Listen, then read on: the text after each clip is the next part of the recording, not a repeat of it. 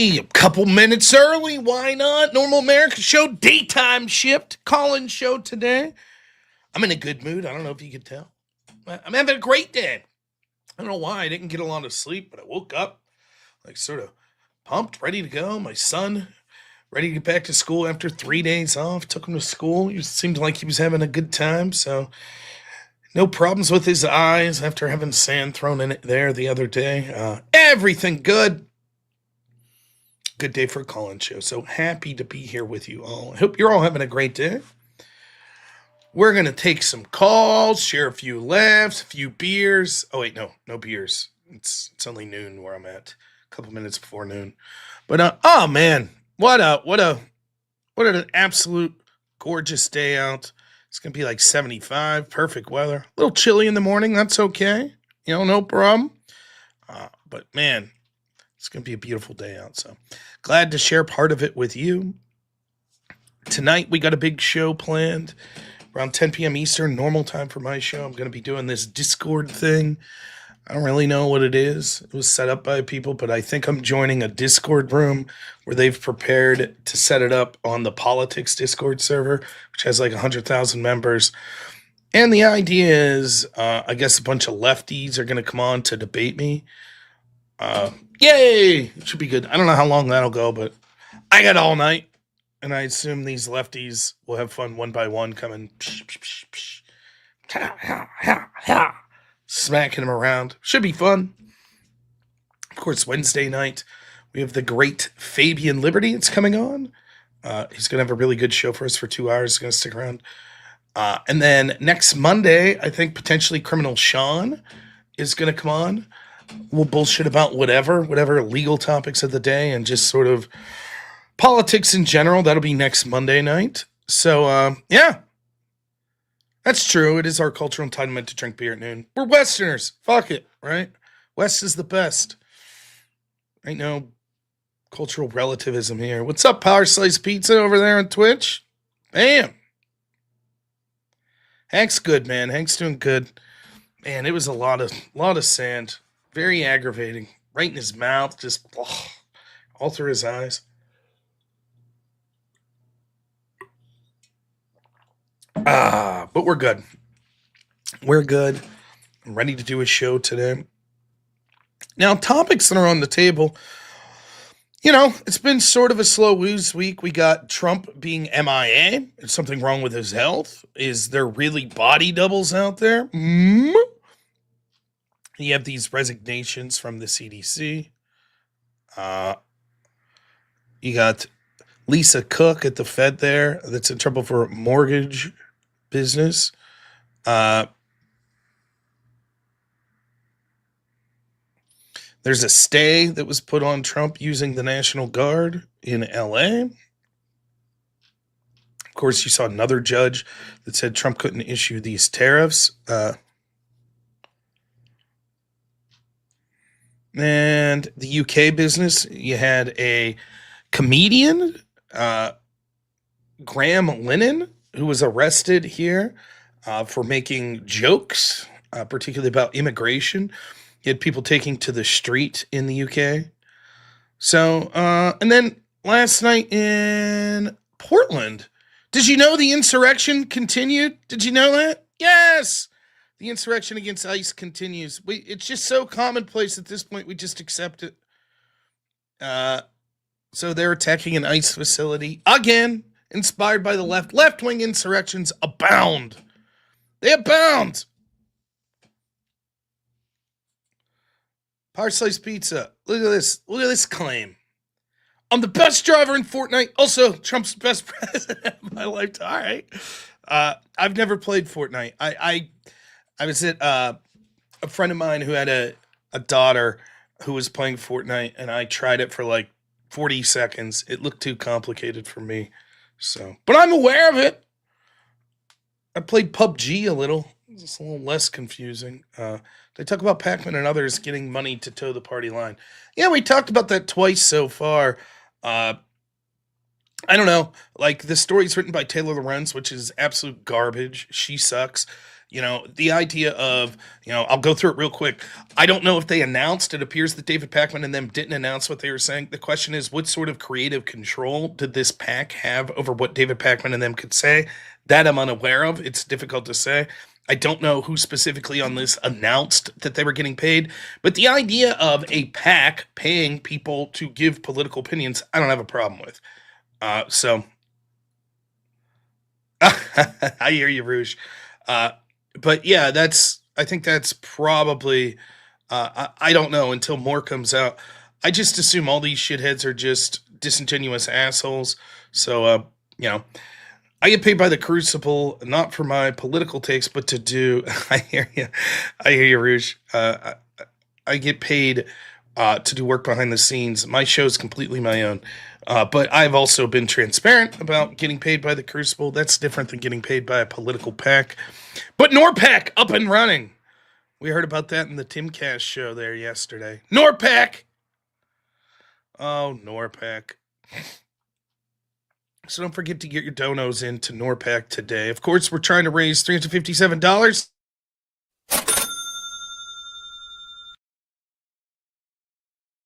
That may be a number that was developed with scientific calculus using all sorts of intelligent people to come up with that number. It's very important for some reason, or it could just be a number that we pulled out of our ass.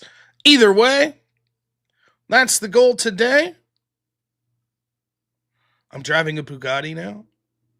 NORPAC does have great funders. The best! That's true. So why stall when we could just have callers call in? So let's put the link out there. Now, if you're just tuning in and you're new to the show, any political topic works that you want to talk about, the ones I mentioned, or anything that you like. Doesn't even really have to be political. Just a couple rules of engagement here. First, you have to be terms of service for not just YouTube, but Twitch and other platforms that I'd be streaming on. That should be fine. I don't think that should be much of a problem for people. Second, if there's a lot of people calling in, I might usher you along just because I'm trying to get to everyone's calls.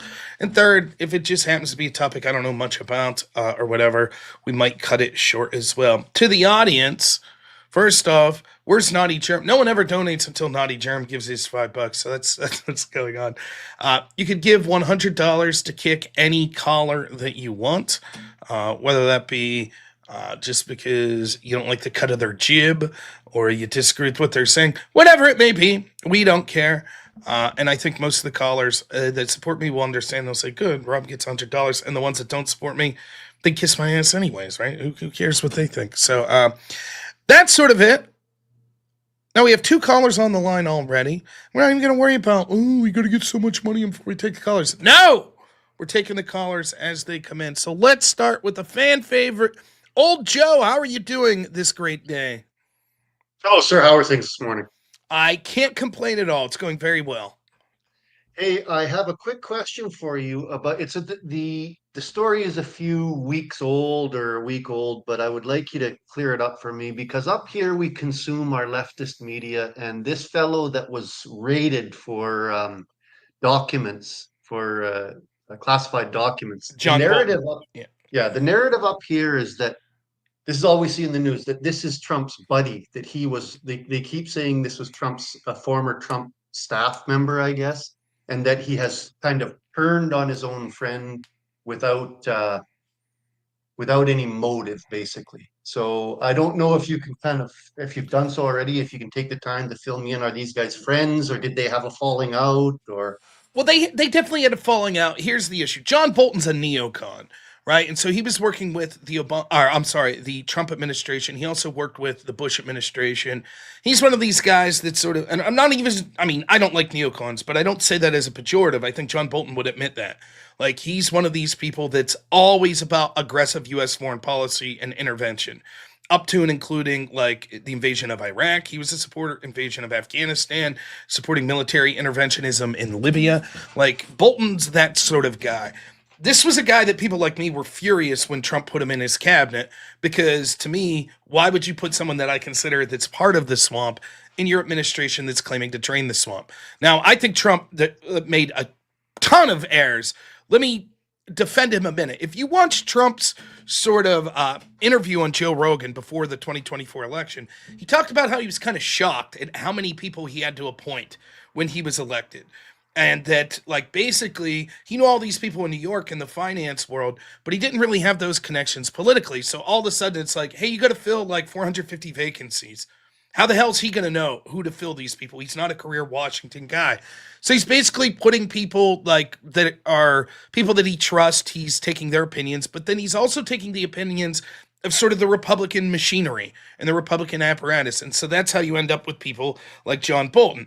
However, the buck starts with Trump, and I think that, despite his claims that he surrounds himself with the best people, that certainly wasn't the case, at least in the first administration.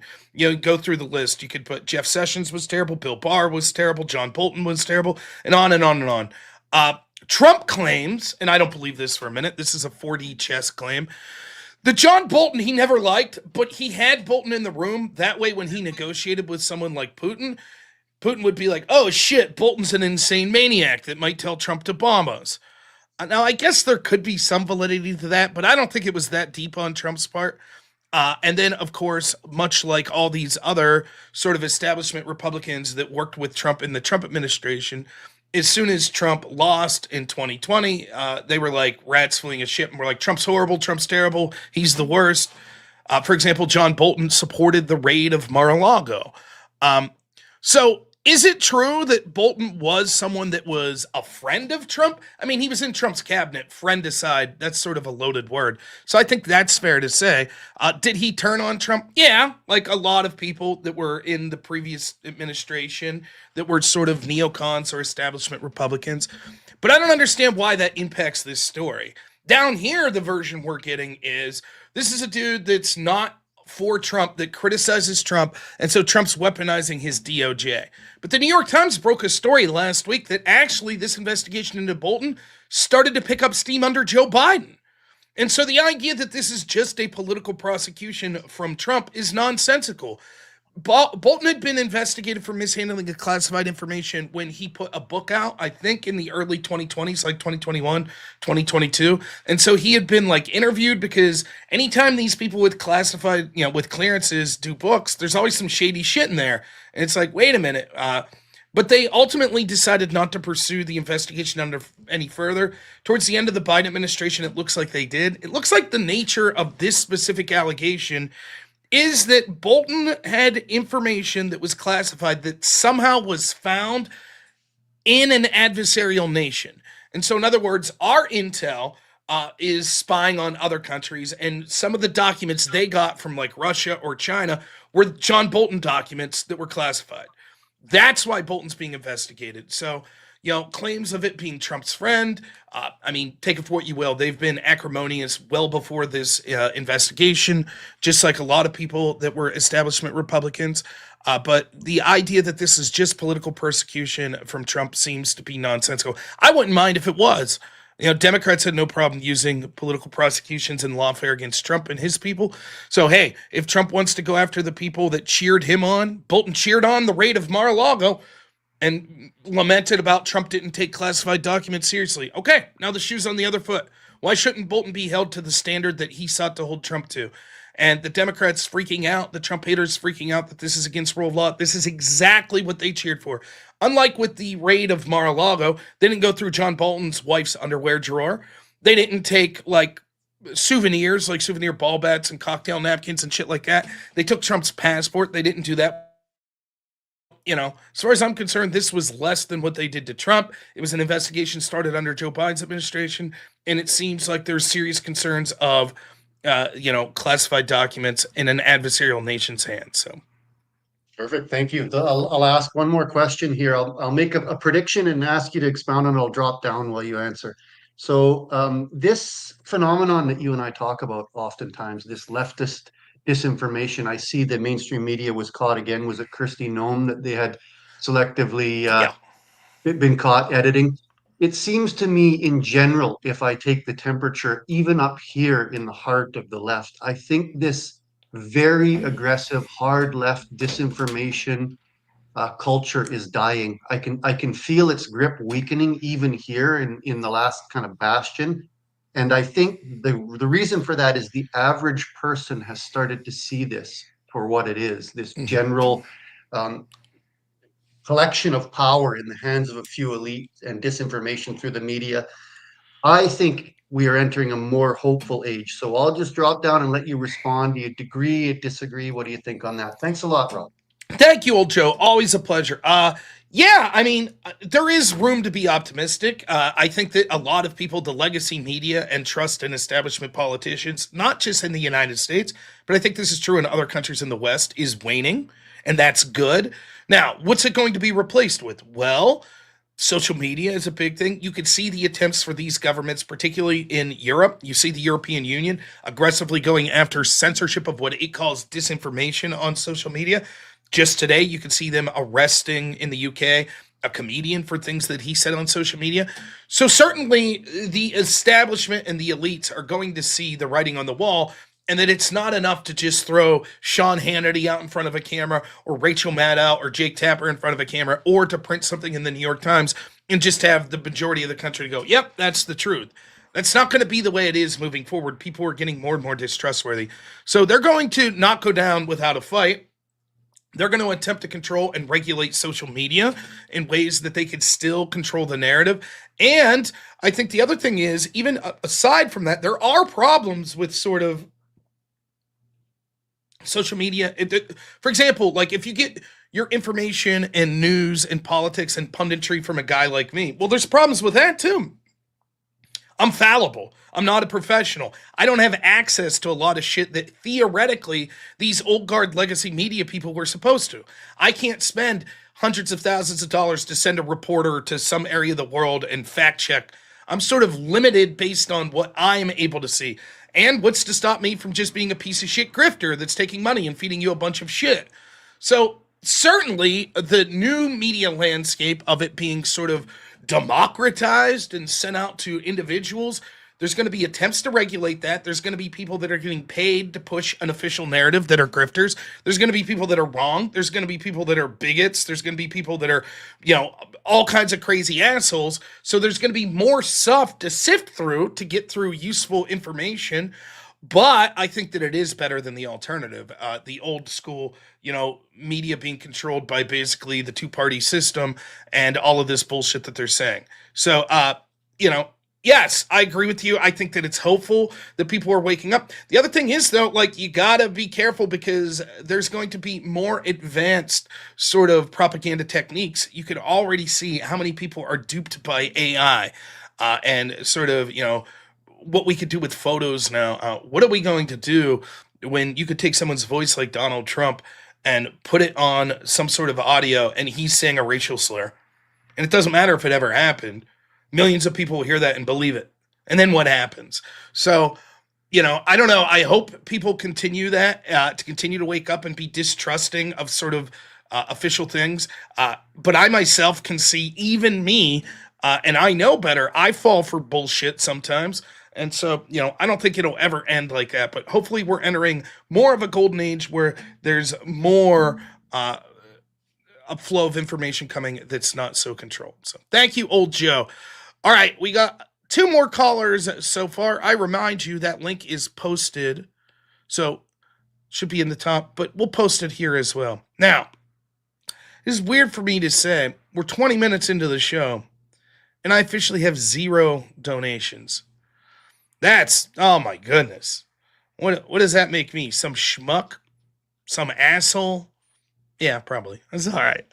So, we're trying to reach $357 today. I'm not going to aggressively push it until the top of the hour. We'll be here till 2:30 today.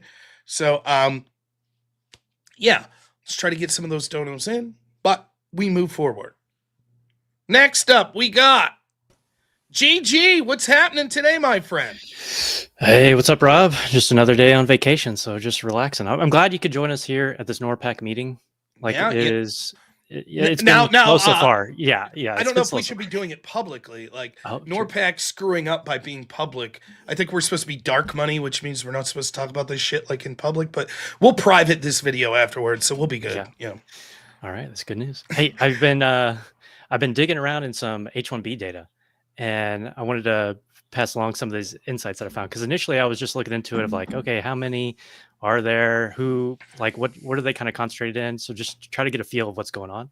Mm-hmm. And initially, what came up was like, oh, like all the big tech ones, because I was interested in big tech, and it was about like 50-60% of them are kind of tech jobs.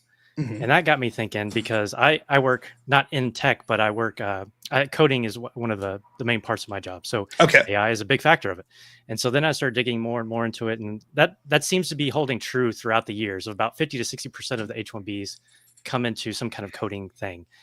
And right now, what the data that I'm seeing is somewhere around 730,000 H-1Bs are in the U.S., and that's about 1.3 million with like dependents that they bring in of like spouses or wives or whatever. Mm-hmm. Real quick, So, I don't know if you yeah. know this. How many years is an H-1B good for normally? Is it 2 years or 5? That I need to research. I'm not Okay. sure, because I know some people overstay and some people job Correct. hop and then they get it renewed, and so that's like a big thing. Because I've worked with a bunch of H-1Bs before. But my first job in my current career, I was the only American on the whole team. My boss and 3 of my coworkers were all H-1Bs. It was kind of funny. At first, I was like, "Oh, I'm the only white guy," and then they're like, "Oh, everyone's foreign." Like this. Yeah. Well, at least they didn't make you learn a new language. So they've all been great, but unfortunately, they just suck up the job demand for us. Right. So it's unfortunate. And so the point that I'm getting at is, as AI is replacing a lot of our coding jobs, like it becomes more. I don't know if we want to put pressure on them government wise or whatever. Of like, why do we need H-1Bs to do any kind of coding program if like 50-60% of them, their main job is coding?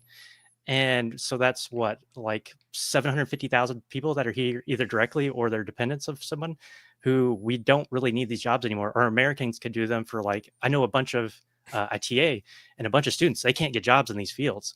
And like we could use them to do the LLM coding to help them progress. Because I can maybe code about 5 to 20 times faster using LLMs.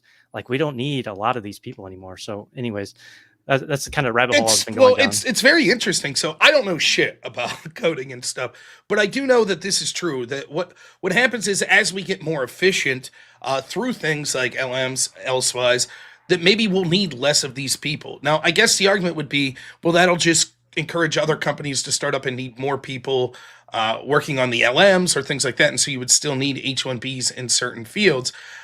Let me take it to an area I do know more about, right, which would be agricultural work. Now, around here where I live, there's a lot of people that are small family farms. And it used to be, if we go back 2 or 3 generations, you may need someone that's working like a 100-acre farm. You might need 10 people to help work that farm. Now you can probably do it with 2, right? So I would assume that's certainly the case when it comes to these bigger farms, right? And so what happens is, maybe you needed 1,000 people, to be picking fruit in a particular state previously, but now with automation, maybe you only need 100. So what do we do with all these people we've imported and said they were necessary? They're low skilled. They don't have the ability to really get any other jobs. And we brought them in because we temporarily needed them. But we basically said, well, you could overstay your visa. We don't care. We'll give you a pathway to stay, et cetera, et cetera.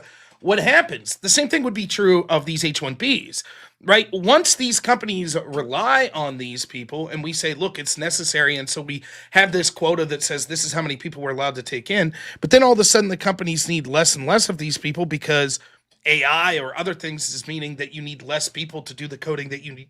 What are you going to do with all these people? Right. And so I was seeing someone put in the chat, this is why I asked you, the H-1B's maximum 6 years, 2 terms of 3 year. What do you do when you bring someone in and it's like, okay, we don't need you anymore? Then what's that person doing? Right. And, I guess there's an argument to be made that visas are better than sort of regular immigration, because you can always tell those people to kick rocks and send them home when you no longer need them because of AI. But I don't think that's what will happen. There'll be an excuse made, and there will be a shifting in priorities. All of a sudden, you'll see these people It's. Let me put it this way. My guess is your company and other companies like that will let you go before they let the H-1Bs go. And so if we need less and less coders, it'll be the American people that will require a higher wage that will be let go first. And so we'll start to see that this will affect American coders probably before it'll affect the foreign-born H-1B ones, because they're going to be deemed cheaper. And it's basically a form of, I hate to say this, it's sort of like indentured servitude. Yeah. Like if you're, I've been friends with several of them, and they say the same thing. They're like, "This is BS. Like I can't job hop. I can't get more Yep. money because they're stuck there, or they'll get kicked out if they just quit their job." Like you could Yeah. go, for those that don't understand, like GG here, let's say he's getting pissed off. He hasn't got a raise in 3 years of whatever company he's doing that he's doing some coding for. He could say, hey, you know what? Here's this other place that's hiring. Maybe I'll go over there and they're going to offer me a competitive wage, right? You can't really do that in an H-1B because you're basically brought in from the company that signed that they needed you. And so they could be like, yeah, you're going to work in shitty conditions and we're not going to give you a raise and we're going to pay you like shit. And you were excited to do it when you first came, but now maybe you're got a little more talented. Hey, your skills could be better used in a different company making more money. Sorry. And companies love that. Like that, they would be willing to pay more. And I did a whole show about this, right? Where I was reading about this. A company would be more willing to pay an H-1B more than a domestic American because they have basically total control over that employee. So it's completely predictable over that 6-year term or whatever. We know that this dude's going to be here. He has no other options, So yeah, it's really crazy. And the stories you hear of just people in your field that have to train the like Indian guy that's going to replace them is terrible. But that's where we're at. Yeah, that's why I almost recommend some kind of like H-1B block of any kind of these job titles. Like, no, you can't do H-1Bs for these anymore. Like we have enough Americans. We got the efficiency. We don't need you anymore. Or now I've seen the trend, at least in my current company, is they just said screw the H-1Bs. They just laid off basically the entire engineering department and said, hey, here's some South American company that they partnered with, and it's a whole bunch of South Americans and all over the place that'll just do it online. So they're just dumping H-1B altogether. Screw it. We're all remote, and that's the route they went down. So it's rough. Yeah, so I mean, luckily I was senior enough to survive so long, and I'm still valuable there. But it is, it's almost a matter of time for almost everybody. It's crazy. I know a good friend of mine works in a field where he does a lot of coding for like a serious company, and like the stories he's told me are insane. Right? He's told me about quotas that have been basically put in. They're kind of off the books, but it's like by 2030, we need 50% of people in positions of leadership to be women or people of color at our company. Yeah. They did that. And he's like, in his perspective, he's sort of at this point, he worked himself up from like being on the ground floor to now he's, somewhere in the middle. And he's like, what's my incentive to bust my ass? This is it. I've hit my ceiling. They've all, when they say like, because basically at this point, there's so few people in positions of color, or positions of authority that are women or people of color that he has no chance to be promoted. Right? They're going to have to promote exclusively women and people of color at this point to meet their quota. So he's like, what's the incentive to even try harder? And then he talks about like, he's told me, he's like, it's not that women can't code. He's like, in fact, the women that were at his company, he's like, are phenomenal. The problem is once you say, well, we need more women, now you're necessarily reaching out to women that can't code.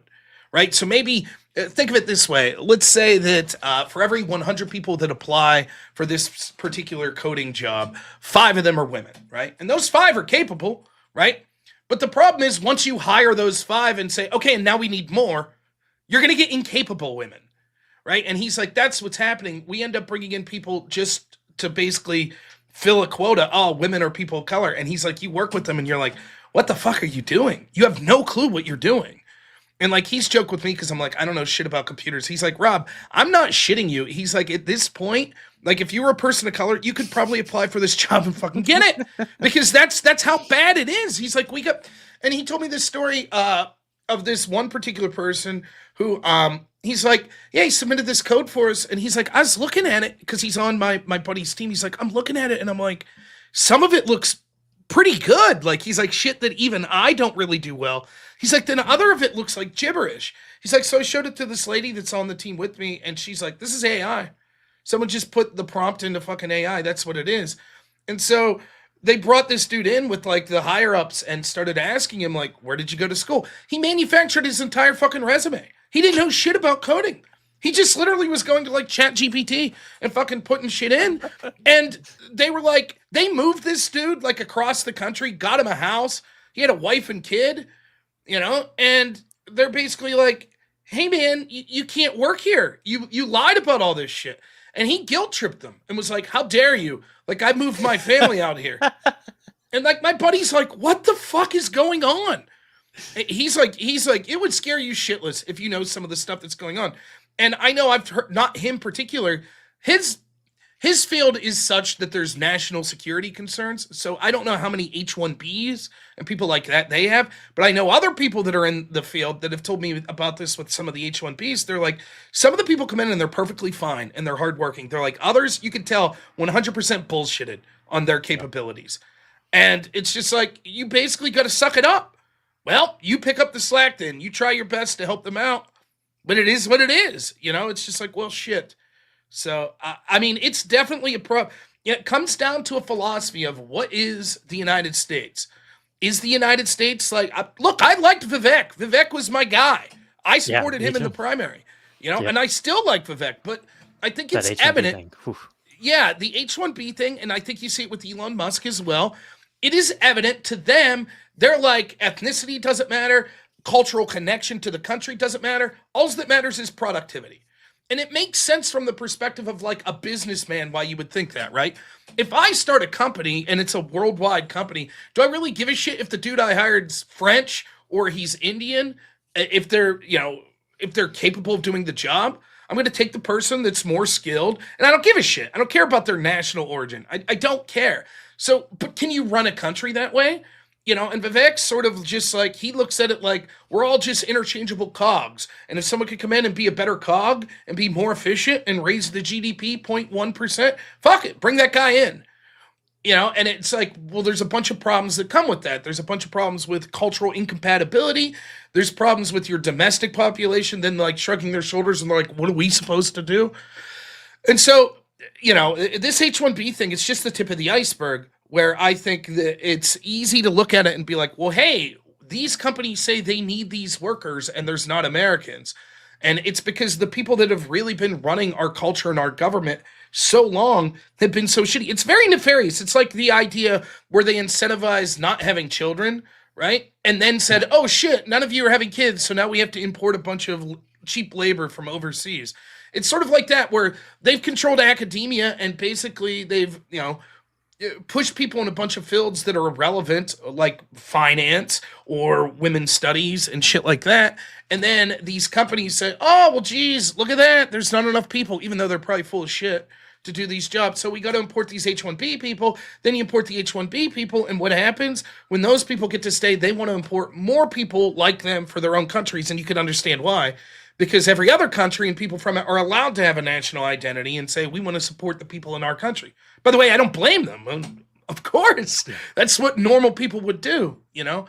It's the same analog on blue collars, white collars, the birth rate, the same thing over and over again. It is always the same trend. So you're right on that. And I'll leave with the one glimmer of hope that I've seen is I saw JD Vance at one time. It was like the All In podcast when they did like an executive signing.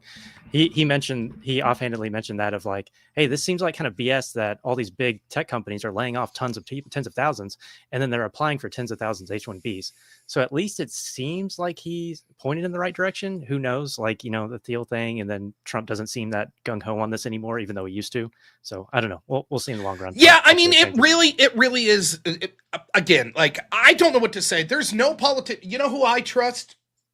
No. Not even me. That's. I mean, that's what it is. So, you know, I will say this: if I could say one thing to not be doomer pilled or black pilled, yeah, the Palantir stuff's fucking scary. Like Elon, some of the shit, the H-1B, Vivek, some of the shit he said. Okay, I get it, right? But where was I in 2014 or 2015? Who were my options? Fucking the Obama-ites, and you know, the Hillary crew or the Mitt Romney crew. You know, so I feel like I'm in a better position now than I was then. At least there's some kind of hope. So yeah, maybe you're right. There's only a 5% chance that we'll get someone in there that's like, does really good. But at least that's a chance. When I was looking at Romney versus Clinton, it's like, well, Jeb Bush versus Hillary Clinton, get the fuck out of here. So, you know, at least I think, you know, although we should be wary of everyone, I think that's perfectly healthy. I think we're in a better position than we were in the past. So. Yeah, as long as the door's open, we can keep trying to push it. Yep. So, all right. Well, GG, thanks so much for the call. Really appreciate it.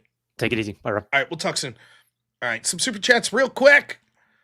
See, I whined. Oh, not kidding. super chats. Oh, please help me. And then people send them in. See, it works. Jonathan Thorpe, $5 says, hey, Rob. Hello. Thank you so much.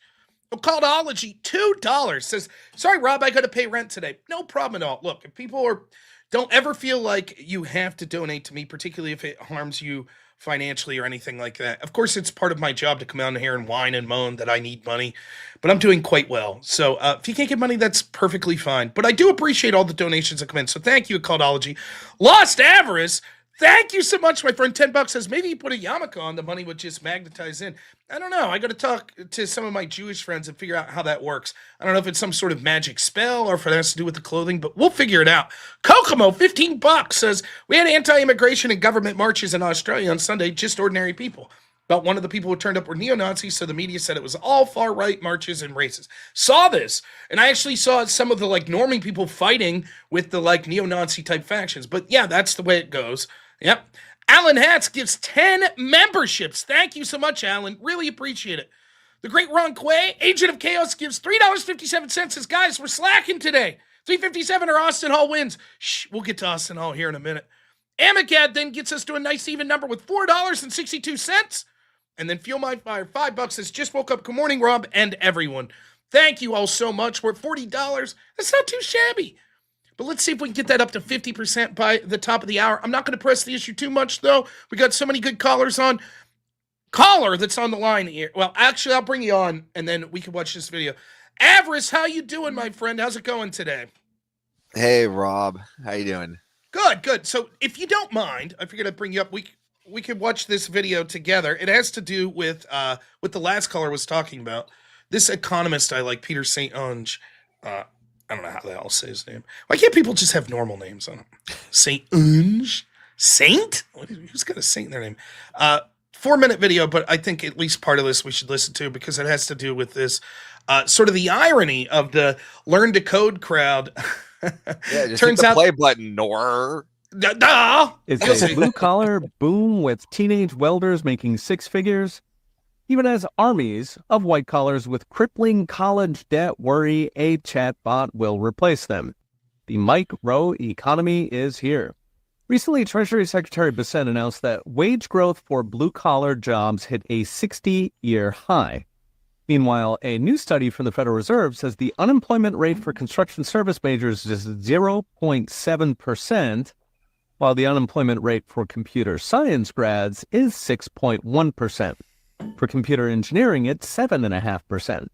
So those are 2008-style unemployment rates, perhaps because construction workers are being deported, but H-1B sweatshops are not. Now, what's driving it is a perfect storm of four things: mass deportation, freeing up jobs for blue collars at twice the wage, billions in federal grant cuts that were a universal basic income for sociology majors, a coming construction boom driven by tariffs and Trump negotiating trillion-dollar foreign investment deals, and finally, the slow realization that AI will be hitting white collars, since it turns out you cannot replace a welder with a chatbot. That's it. That's all we have to see for now. But yeah, I don't know how much you have to say about that, Avarice, but I think it goes to what that caller was saying. There's sort of an irony of, I think, people that were in these blue-collar fields. Now, listen, I have a lot of friends that are not blue-collar workers, and then I have a lot that are. But like in university, most of the people I was friends with in debate, obviously they went on to jobs that aren't like welding. You know, they're working in HR departments, or they're a lobbyist, or they're working in an administration.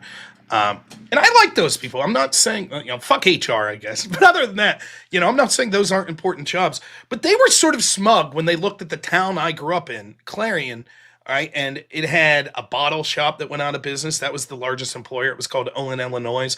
A window factory where my dad, he went into work on a Tuesday, worked there for 20-something years. Sorry, dudes, you're out on Friday. Company closing up. And it's just like, there was this sort of like, I guess you should have got an education.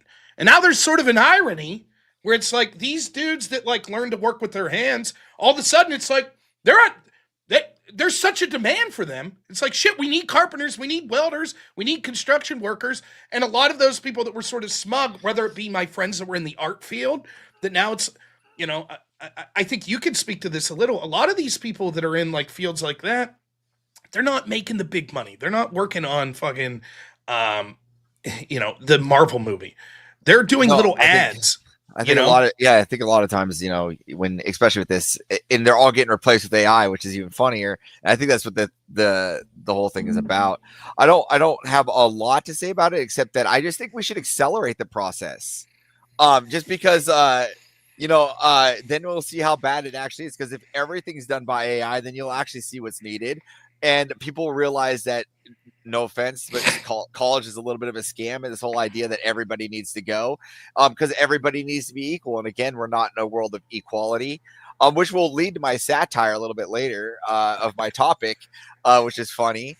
But not everybody's equal, and it's not that we're not equal because of race or skin. We're just not equal because we're from different wakes of the life. We come from different parts of the globe.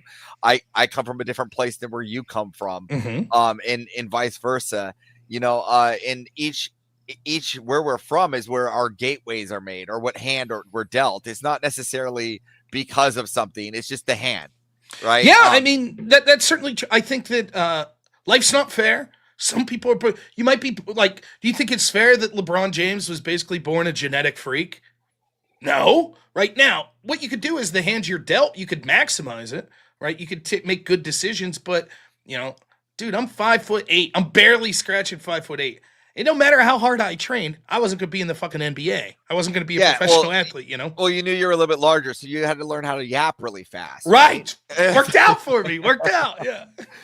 So which I'm going to segue into two things here. So first thing is I got my tickets to DebateCon. And so then now we're in our group, right? We're talking about how we're all going to get it. We all broke off into our little sections of how we're all going to get there and stuff. And I look at this. So then the schedule comes to me, right? And as a member of the Crucible and a debate champion, guess whose name is not on the debate list? This guy. Yeah. Because, listen, I'll explain. This is what I was told. They only wanted to do religious debates. And so they didn't even bother to ask me. And I was like, well, I could do a religious debate. Like, for example, I don't think that I'm capable to do like Catholicism versus Orthodoxy, but I think I could do Christianity versus atheism or something like that. I'll be straight up with you. Like, I'm not trying to disparage James that runs Modern Day Debate. I don't know what bug he has up his ass about me sometimes. I really don't. It started like a few years ago. They had me on to debate trans issues. Are you talking about the great Dr. James Kuntz? I am talking about the great time. So he had me on like 2-3 years ago all the time to debate trans issues. The first time I don't think they knew who I was. So he had me debate this, trans individual. We'll try to keep it terms of service, who was absolutely shit-faced, like literally drunk, and came on and got fucking embarrassed. Just got steamrolled. So then, like, the next week, they're like, will you come back and will you debate? You remember Synth that used to debate over there at the Crucible? So it was Synth and this dude, Vadim, and was going to debate me and some rando. And I fucking wrecked them. And so the chat was getting all pissed off. So then they had me back like 3 weeks later to debate reparations. And James was super aggro. Like, just every time I'd start talking, stop, blah, blah, blah. And I was like, what the fuck is this about? And then I never really got an invite back. I was like, whatever, I don't give a fuck. And then, I don't know. There's a couple other things. I don't know that he's mad at me or just doesn't think of me, whatever the case may be. But yeah, now allegedly Grid Motorsports is the day before. He's rented out this studio that looks pretty badass, and he's going to have political debates. And so he's going to have me debate in that. Yeah, no one's told us about Grids. I hope I hope Grid can like DM me in the chat because we're in the Foundry together. There he is. He's in the chat. I would like to get our group because we have a whole group going. I want to go see Grid shit. Yeah, so and it's like I'm sure Grid may even jump on the call here at some point afterwards if you're listening. But the studio he's rented out is phenomenal, and it's going to be like I think he's going to have food options there, and the plan is that there's going to be like all day 2 events going on simultaneously from what I understand. So you'll have a debate in one room and then maybe like an audience Q&A with a speaker in another room. Fantastic. Because we got a fucking super mansion. You saw that. So like now we're just like taking over Nashville. So yeah, it's gonna be fucking great. But yeah, I mean, I don't know. It is what it is with James. Like, I think that, my understanding from talking to him and talking to Grid was James wanted to, he doesn't feel the political debates do well for him. When I talked to James, I was like, I think you should be trying. You got to make it a spectacle. My idea of an event like this is you want people showing up like, oh shit, someone might throw fist. You don't want them to, but that's the idea. You want Destiny there with Hassan. You want Destiny versus Andrew Wilson. You want you know, those types of people that like really seem to despise each other because you want Corinth against Jim Bob. There you go. Right, which Jim Bob might throw a punch. Right there. That's exactly what you want. But that's the idea. Like you want names that it's like they're going to be some sparks flying, and instead it's like, well, we got a bunch of religious people. No, you know, again, Andrew's a pro. Like Andrew, even when I was at this modern day debate event here near Chicago, like Andrew's, there is a certain aspect of being a showman. Of course, you want to debate and be authentic and you want to win the debate and give your honest opinions, but you're also trying to get the audience involved, right? Well, and so Andrew says that, right? He says that he's an entertainer, right? Correct. And you have to believe that first and foremost before anything else. Look at some of these people that do the religious debates on like modern day debate. Do you think they're considering themselves entertainers? No, not really. And so I don't know. I try to bring that as well. I try to, you know, throw a little fuel on the fire to get people fired up. That's why I love going on the left wing panels and having their audience hate me. Great. Like, and by the way, you'd be an idiot if you're a left winger and you don't want someone like me or Andrew coming on. It's their best shows because their audience wants a villain, right? And so it's like if we're just on there, like, actually, we disagree with you. We think that's not the correct way to. People, what's the fun in that? So. But hey, it's James's show. I'm still going to do my best behind the scenes to help. If James needs me to fill in for someone, if someone doesn't show up, you know, I could put on my hijab or whatever and fucking argue for Islam or some bullshit. But yeah, all right. I'm with you. I was confused why I didn't get an invite, especially seeing as how I'm going to be there. But so I got my topic at hand today, the political topic. It's a little bit of a satire, but I thought I'd bring it to you light. So people always talk about how Americans are racist and how we're putting up a wall and stuff. But I want to be very clear. Since June 2nd, Americans and probably the rest of the world too can't go to Japan and go to the Gundam Museum. Now, I want to be very clear how this is. They accept no visitors. You have to be Japanese only. If you want actual proof, I can show you the receipts. Now, for us Gunpla and Gundam fans, and you know I'm a nerd of nerds, I feel like it's a little racist to say that I can't go to Japan with my hard-earned American dollars and go buy some tourist shit. It'd be the equivalent, like in the United States, if it's like you have to be a U.S. citizen to go to the World Series, right? Like it's like this cultural event, and it's like it's you know, yeah, it sucks like from a foreigner's aspect, but I kind of respect Japan for this shit. No, I actually do. So I just want to call it out and say, look, if they can do it, why can't we? Is all I'm saying. That's some racist shit. If they can do it, but we can't. That's all.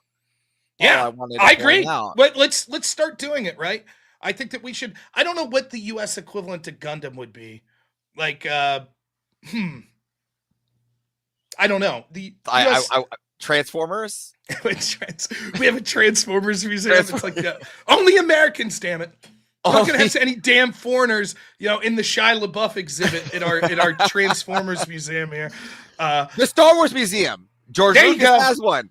That's a good equivalent. Yeah. Imagine that if George Lucas was like, no foreigners. Oh man, that would be great. People think that Harry Potter got fucked up because J.K. Rowling. What would it not be the best timeline if George Lucas comes out today and says like, I'm releasing a statement at all of my Star Wars sort of museums and shit. None of these dirty foreigners. Keep your ass out of here, you know? I just think it's a double-edged sword. There's all these other countries that don't allow other people in, or they like block other things from happening, even to like establishments, right? And the rest of the world's like, you know, it's okay. You can just be the Japanese only. But then if we go, hey, this is for Americans only, and they're like, oh God, God forbid. It's so like this entire idea of like a melting pot of the United States is sort of bullshit anyways, right? The idea was it was all people that still had cultural similarities. Sure, the Quakers and the Protestants, there were some differences and they had to learn to live together. But the idea was never like, oh, and Satanists, why not? And let's bring in a bunch of Muslims too. That was never the idea. And I'm sick and tired of diversity just meaning anti-white. It's for sort of these white European countries or the United States where it's like, you guys need more diversity. You guys need, it's like, well, the rest of the world's allowed to have countries for themselves. I don't know. I don't know that I'm breaking any news, but I think that Andrew was going to be on Piers Morgan today, which will probably be coming out in a day or two. This is going to be the topic. There's going to be a lot of talk about the UK and sort of mass immigration and Europe in general. And the fucking numbers are brutal. Like the UK, if trends continue by 2070, the majority of the United Kingdom will be first or second generation. That means the British people no longer have a country. Well, and similar numbers with France, Germany, etc. I even get this argument because we get all these completely derailing you, but I get this argument the Foundry all the time because a lot of the we call them crucibitches, but a lot of the females and men, they come in and they do the ancestry test. I'm Germanic or I'm whatever. I go, look at you're American. How long has your family been here? 4 generations. Yeah, you're American. That's 4 generations. Yeah. That ancestry, the Germanic of that time was not the Germans of whatever you're looking at today of your Germanic pool here. Like those ancestry tests, to me, that's the demon. You're like, that's basically saying that you're not American. You're putting yourself off. It is and telling yourself, you're labeling yourself, Spaniard, German, Italian, which those guys weren't even those types of people when at the times of your ancestors, and they weren't even probably there either.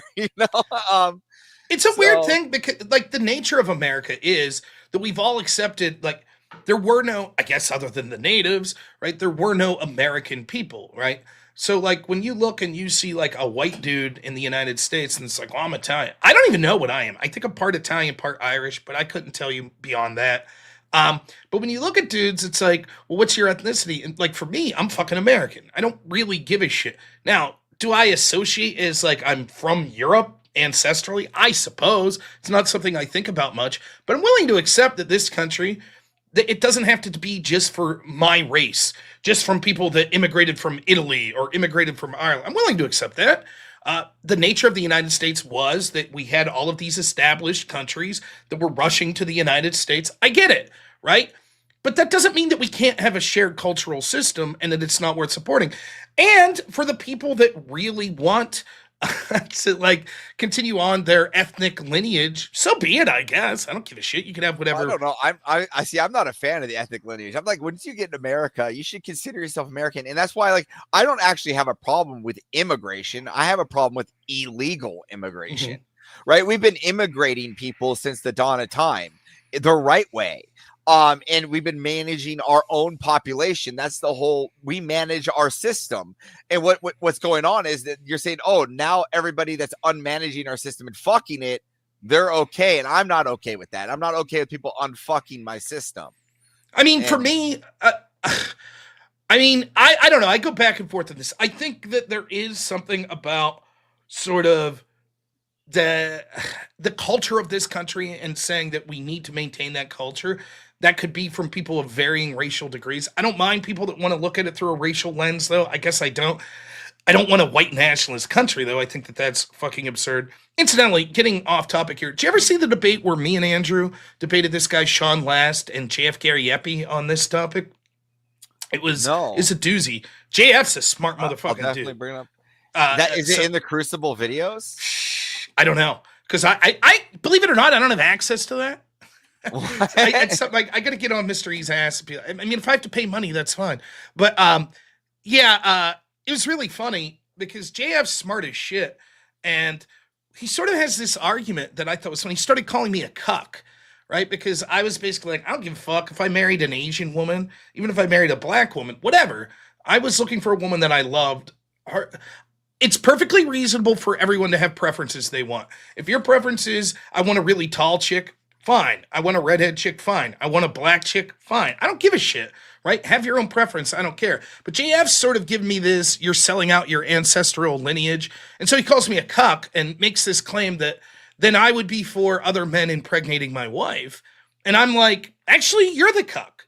Your logic would, because if you're interested, let's say Germanic, right? I want to prolong the German race without, diluting it. Like, well, if you're only 95% German and your wife's 100%, Wouldn't you be better off to leave someone else impregnate your wife that's 100%?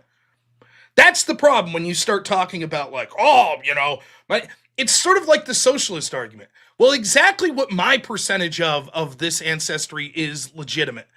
Right? So I'm 95% German, so fuck everyone. Well, okay, what happens when the guy that comes around that's 99%?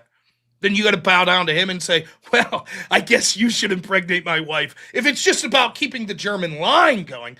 For me, I think that there is something weird biologically, and beyond that, there is something that I understand. Look, I thought for a long time that me and my wife were not going to be able to get pregnant, and so we were considering adopting, and it's something that I still support adoption and would have done probably, and I would have loved that kid. And I don't know, I've never adopted, so I don't know, but there is something special about having your own kid. No, I believe that to be true, and I don't believe that adoption's wrong, right? Especially like since it is for people that are unfortunate enough not to have correct the opportunities, and it helps the people that actually are put in really, really bad situations. But again, the people that are put in the really bad situations shouldn't opt to adoption first. That should be a last resort. Correct. And again, adopting should be a last resort to being able to have your own kids. I think we should just be minimalizing those and not sensationalizing all the bad stuff. So and then obviously there are problems with certain types of people that are adopting, etc. Not to get in today, we can talk about that all day. But but that's an interesting debate. You might like that, and I like JF. He has some beliefs that I really don't agree with, but if you want to talk about people that are brave, that are saying shit that's unpopular, I mean, JF's in fucking Canada, man. They'll arrest your ass for saying certain things. So he's out there every day. Dude's smart as the son of a bitch, and he's giving his authentic beliefs.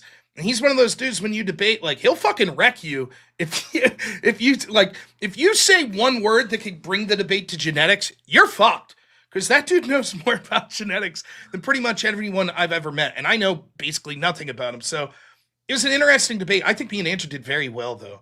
But yeah, I don't know. Like the conversations about like sort of national identity and shit like that, to bring it back to what you were saying, there's two competing beliefs I have. The one is, like I was talking with Gigi, the previous caller, that I think the United States has to be more than just cogs in the machine. We have to have some sort of cultural, like, cohesion. But on the other hand, when it comes to immigration, I used to be more in this camp, and I'm still in this camp a little.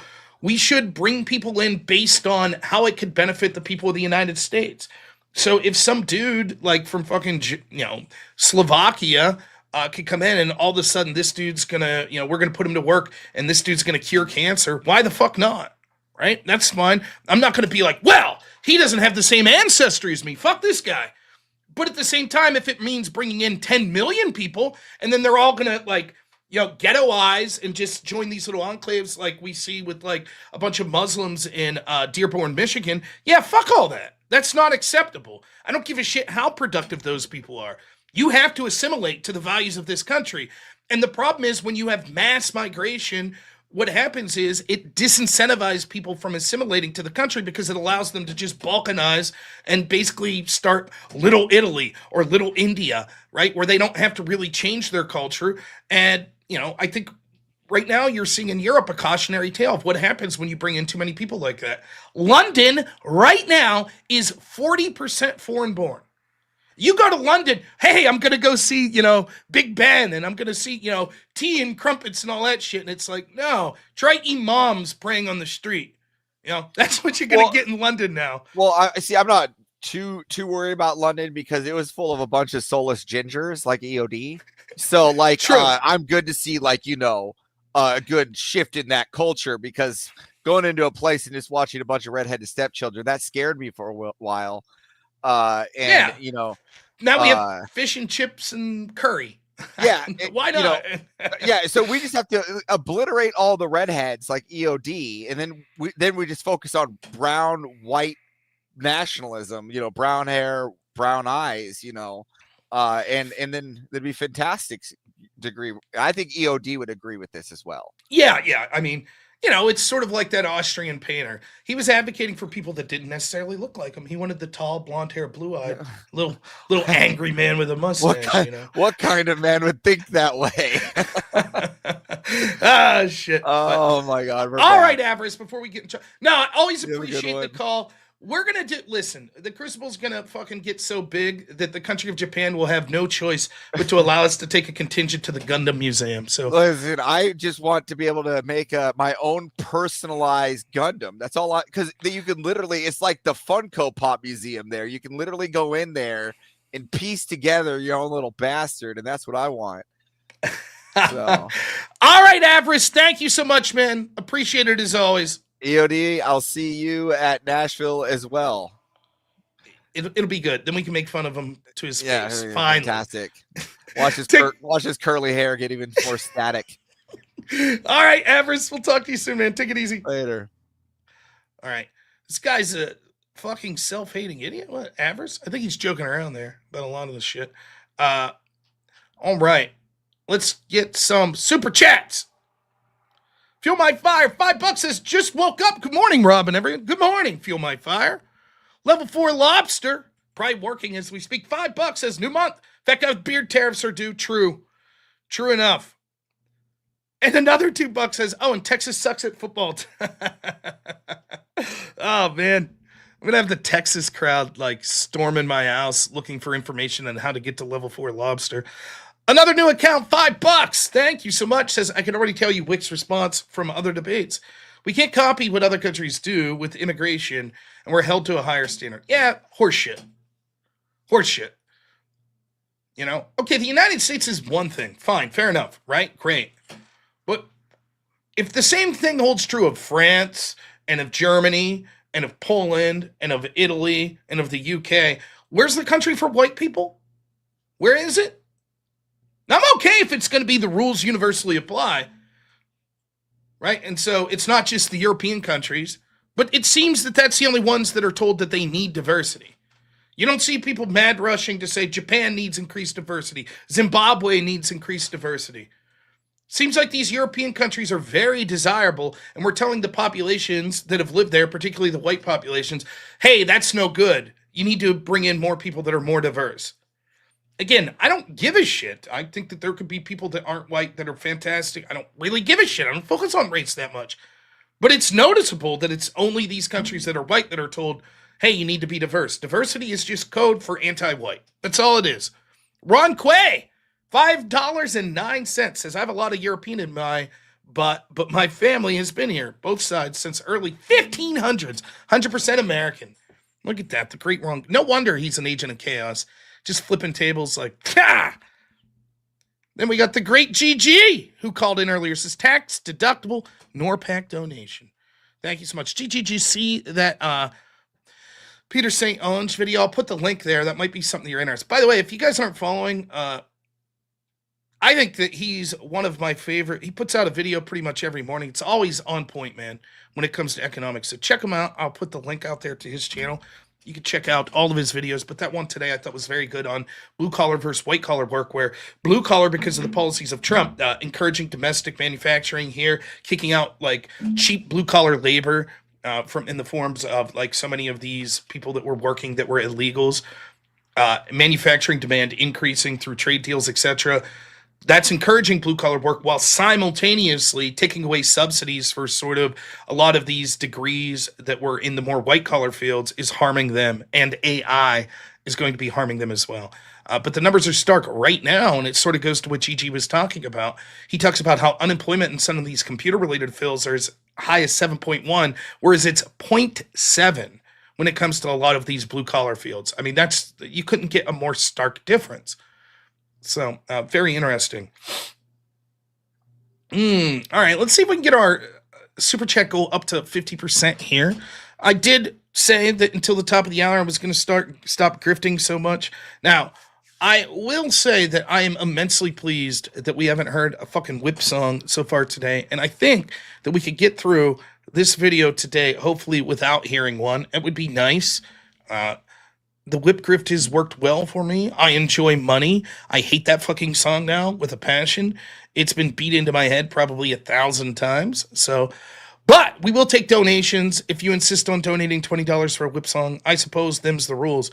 But donations of $10, $30, $20 while saying this is not for the whip song, All of that would be good. Now, why are we trying to raise $357? Well, one, because I'm greedy and I like money.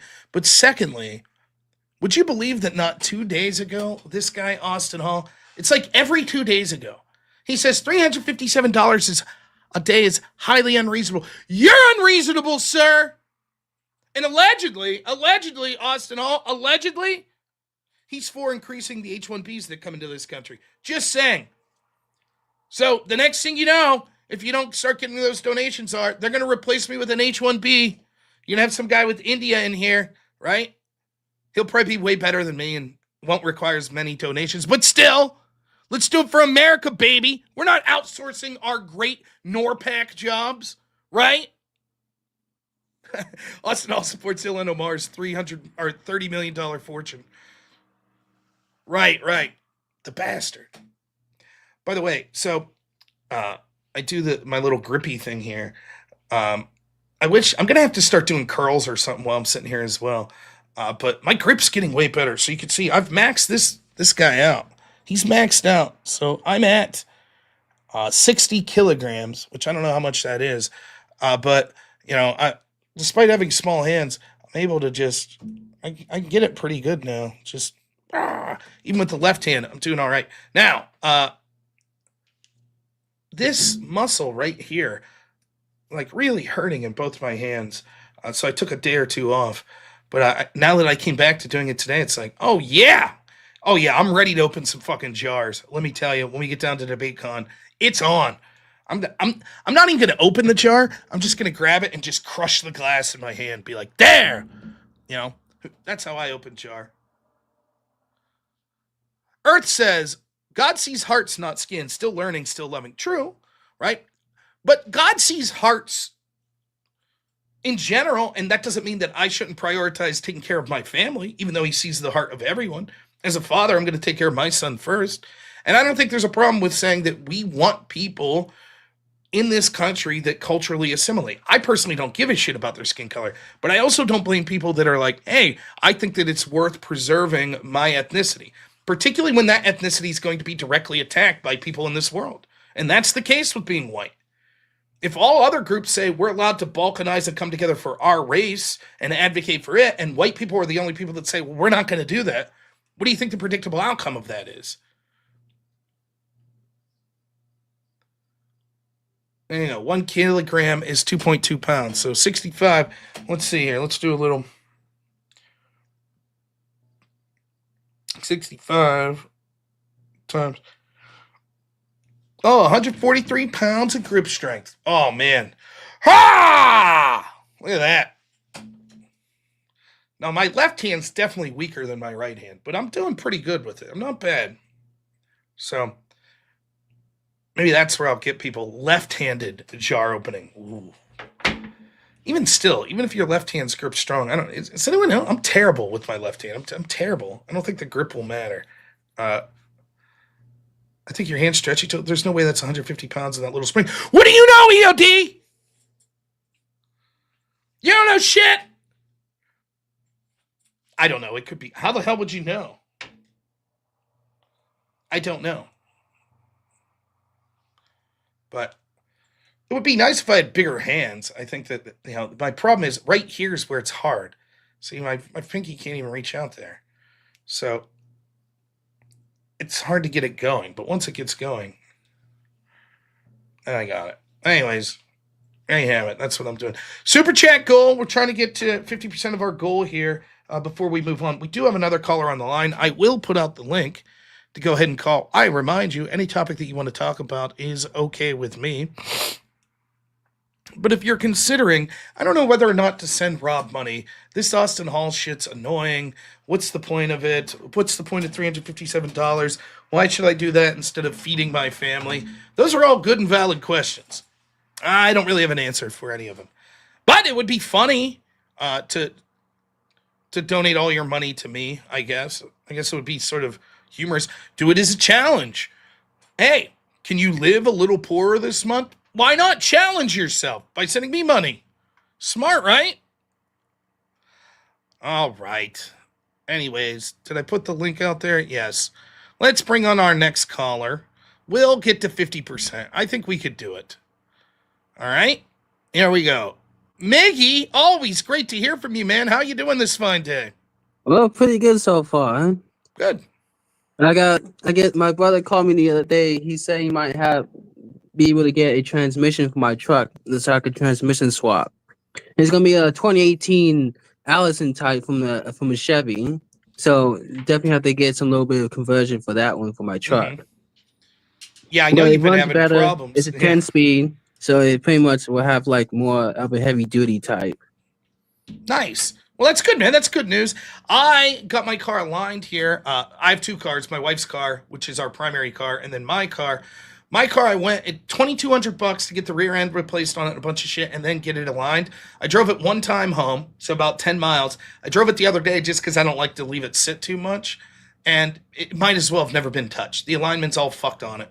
So I don't know if they didn't tighten something or if the alignment was just shit that they did.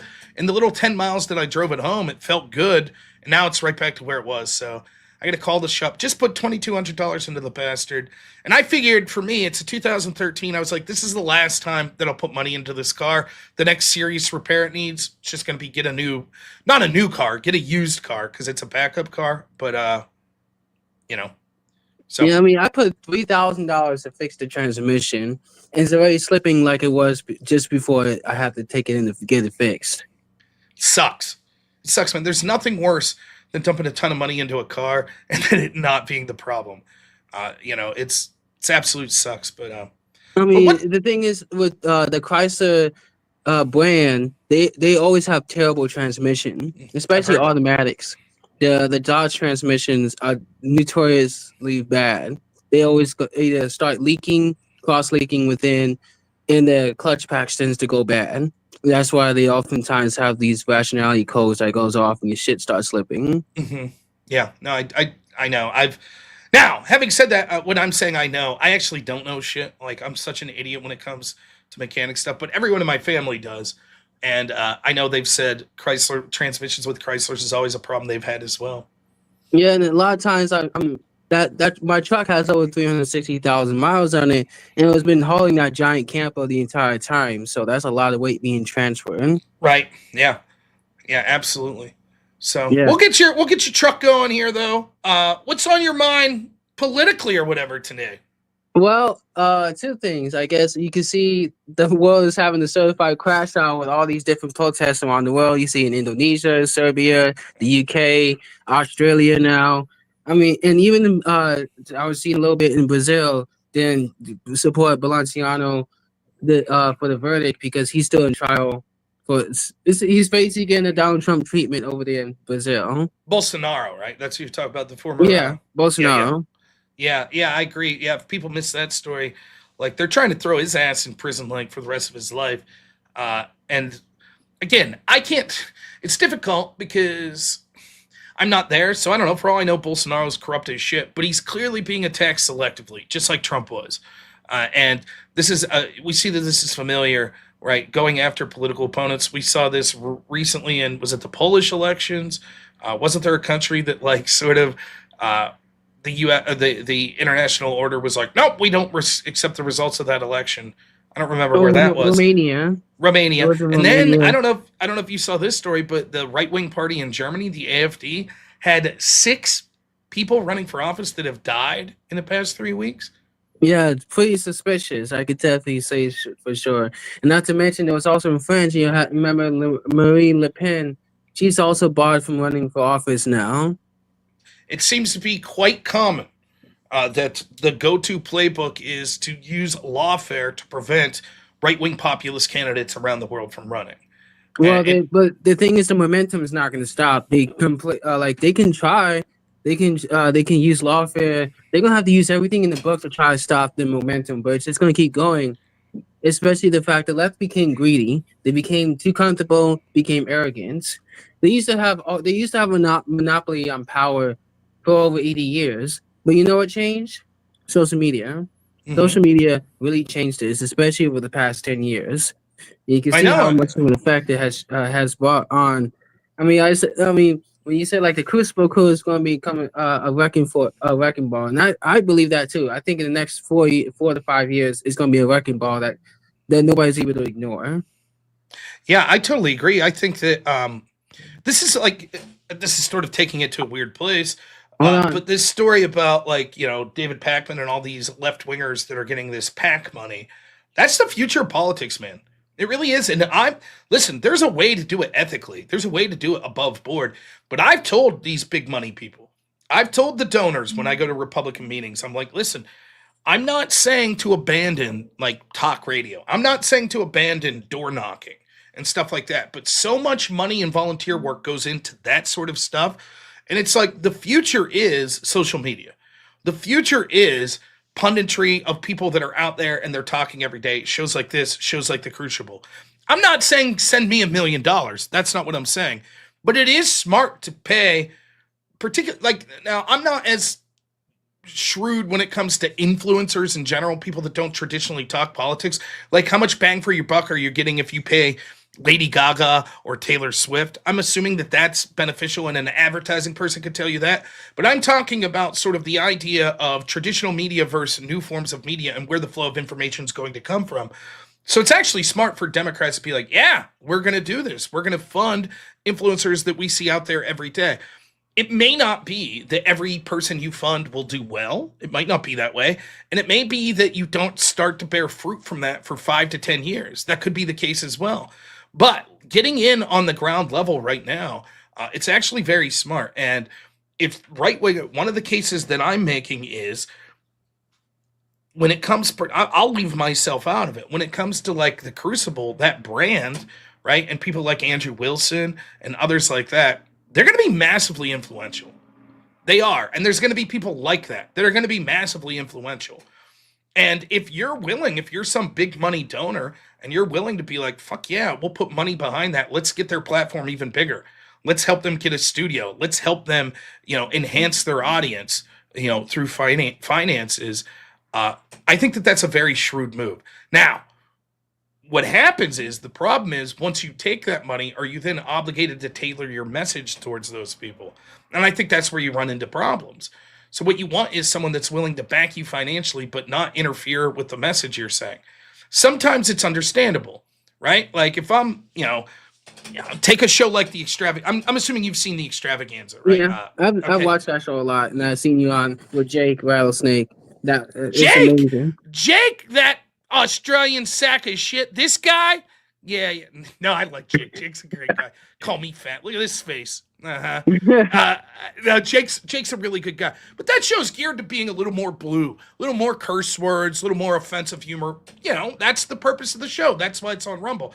I could see if I'm Glenn Beck, why I might be like, well, if we're gonna pay you guys, maybe cut back on that shit a little. That's one thing. Like stylistically, dude, like not so many curse words. I get that, right? But if it's like, well, we'll pay you, but we don't want you criticizing Israel. Or we'll pay you, but we don't want you criticizing Trump. That's a different ballgame. And I think I know Andrew well enough, and certainly I know myself, that I would tell people like, yeah, sorry, no deal. I don't give a shit. And I've had this myself. I was offered money by the Trump administration in the 2020 election, a small amount of money. I'll be totally transparent. I think it was like $28,000 to work for 6 months, being their primary person in the little county that I was in. But part of the condition of that was I was not allowed to have any social media. And I was like, nope, no thank you. I can't do that. I have to be able to say. And then it was ironic, a week after that was when Trump came out in support of lockdowns back in April of 2020. And so then I was like, what the fuck are you doing, Trump? And I was like, that's funny, because if I would have taken that job, I wouldn't have been able to say shit. So that's a little different. That wasn't, though, getting paid money that was literally working for a campaign. So it's a little different. But here's the thing with the left tends to fail at when it comes to throwing money at the problem. The problem is that they all are inauthentic. They're not coming true from the heart. At least with the right, even though we're mostly basically decentralized, we don't really have big financial backers. We don't have the institutions to back us up or so. So a lot of times we speak from the heart. We have to build our own brand or whatever. And like, Yeah. here's the thing. Like, I'm not saying there aren't people on the right that aren't getting financially backed. You had the tenant media bullshit, you know, that went on there. But like, I don't understand. The left keeps saying like, well, Charlie Kirk and all that. Like, Charlie Kirk's like a self-made brand, and I'm sure there are people Exactly. that are donating to him. But Even that's to the different. extent- That's different than like this space, right? Like, you want to know how the Crucible got so big? Because Andrew Wilson quit his job, did this full time, and busted his ass for 3 years. That's it. Exactly. There's no fucking secret. There wasn't like, oh, well, you know, someone behind the scenes fucking was throwing big sums of money, or, you know, the people at YouTube and the people at Kick or the people at Twitch, they know Andrew. And no, it has nothing to do with that. So when you hear these lefties the that are truth like, is, Andrew is not someone who like will take shit, take shit from other people. He like how his personality is. He's not someone who's going to submit at all to anybody. He's not beholden to anybody. That's the thing that they don't understand. Like a lot of these right leaning channels or whatever, they made their own brand. They're self-made. A lot of them are not really beholden to anybody. Even to some extent to the Daily Wire, they made their brand the way they did. Even though I don't like the Daily Wire now because they just mostly is full of shit, but even Jordan Peterson, before he decided to sign himself to Daily Wire, he made his own brand. He made his own name. He yeah, wasn't and beholden to anybody. you know, so I'll say this: I think it's smart to try to get influencers. You know, picking the right ones. You know, I think that I'll tell you someone that I thought had the right idea. You know, when Steven Crowder was sort of discussing the terms that he was offered through the Daily Wire and how in his mind they were shit, I didn't follow that closely. But one thing that Steven Crowder said was, hey, if you're a small streamer out there and you want to like come work for me and like help you get momentum, I think Steven Crowder is brilliant. I don't know how far that went, but that's exactly what we need. We need people that are established, and like him or hate him, I think Steven Crowder is an example of a guy who fucking, through his own skill, built up a brand. And he's very successful in it. Me too. I like Steven Crowder a lot. And for him to be like, listen, he understands going forward. It's like what we need, because particularly on the right, and it's getting a little better now, but it's still bad. We have every institutional roadblock up against us.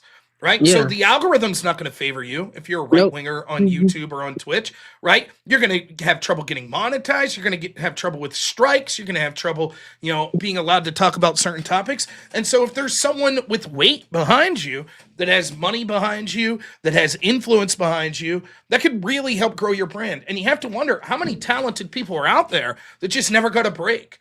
Right. They never had someone that had connections. And, you know, I'll toot my own horn here a little. I don't have connections. You know, for me, it's just, this is it. This is me. I ran for Congress. I sort of made some connections through that with like some politicians here in Pennsylvania, but that was about it. And, you know, Andrew made his own connections. Andrew used to talk to me all the time and be like, hey man, you got to reach out to people, right? Like, he's like, reach out to me. Let me get you on a show. Right. Well, you know, but that's how you do it. You network. I'm not very good at networking, and I don't even know where to begin. I'm some fucking redneck that lives in the middle of nowhere. Right. Yeah. I always think it's funny. You'll hear these stories like, you know, some scandal happens. Oh, you had some assassin or some mass shooter. And it's like, it's always like, well, his dad was like, you know, worked for Bill Barr, or this guy, you know, Lee Harvey Oswald, and he had connections. His neighbor was this dude at the CIA. I don't know anyone in my life that's fucking connected to anything. Right? It's just like, it's just me out my own. And so, you know, I think it is important and it's smart to have people that are connected, that have finances and stuff that could drive you places to try to help these smaller streamers. And I think that should happen on the right. And, you know, I hope the left doesn't do it, because I think it would be an effective strategy. Well, the left was able to do this for a very long time. And they had institutional power for a very long time. But now let's begin to start crumbling around them. Of course, you had, you know, the big catalyst that really helped was, you know, Elon Biden X giving us that voice on the platform.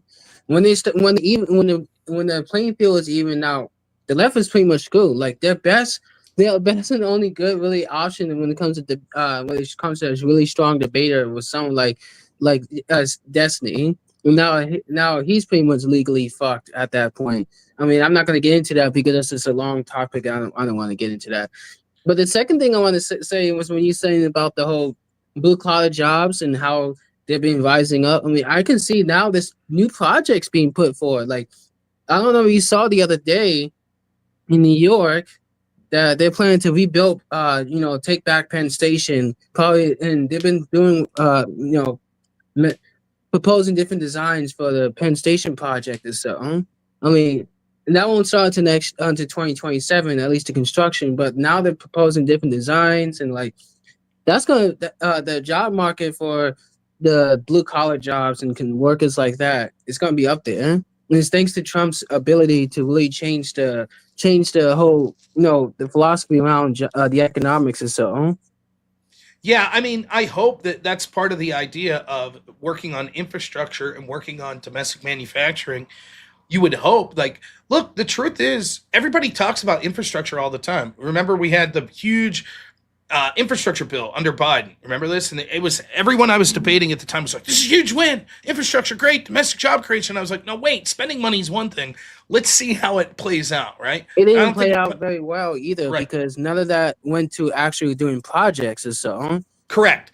So, like for example, here in Pennsylvania, it was just a couple of years ago. There was a bridge outside of Pittsburgh that just flat out collapsed. Like our roads are shit here. The electric grid oftentimes shit, and that's despite the fact that Pennsylvania has like the second or third highest taxes on gas, which is all supposed to go right into like road infrastructure. Yet, despite that, the roads are falling apart. There is so much work to be done. I mean, it's constantly a source of frustration to me.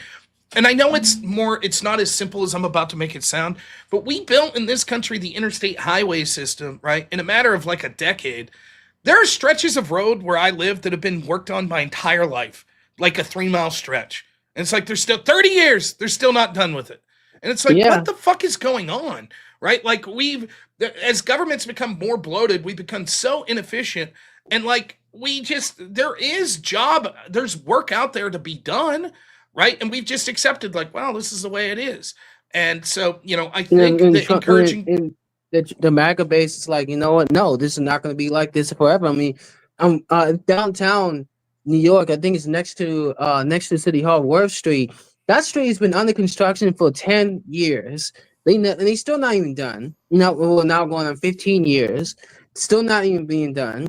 MTA, the transit authority that runs New York City's subway, buses, the bridge and tunnels, and the commuter rails, they rack out more money than any other transit companies in the world. And they're in the amount of ridership. Just the Lexington Avenue line, which is the 4, 5, and 6 train, has more riders than the entire Tokyo subway combined.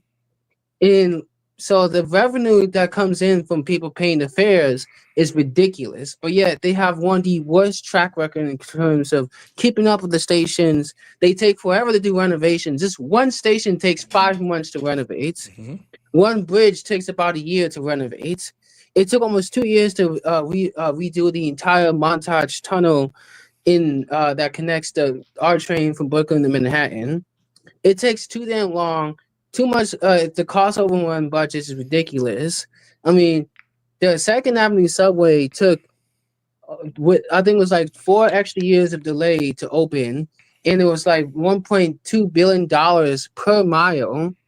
And the stations cost about $1 billion each, and they were empty, just empty, giant empty spaces. They didn't have stores, none of that stuff. Like, the cost overrun is ridiculous. Yep. And the bloated bureaucracy is just so much.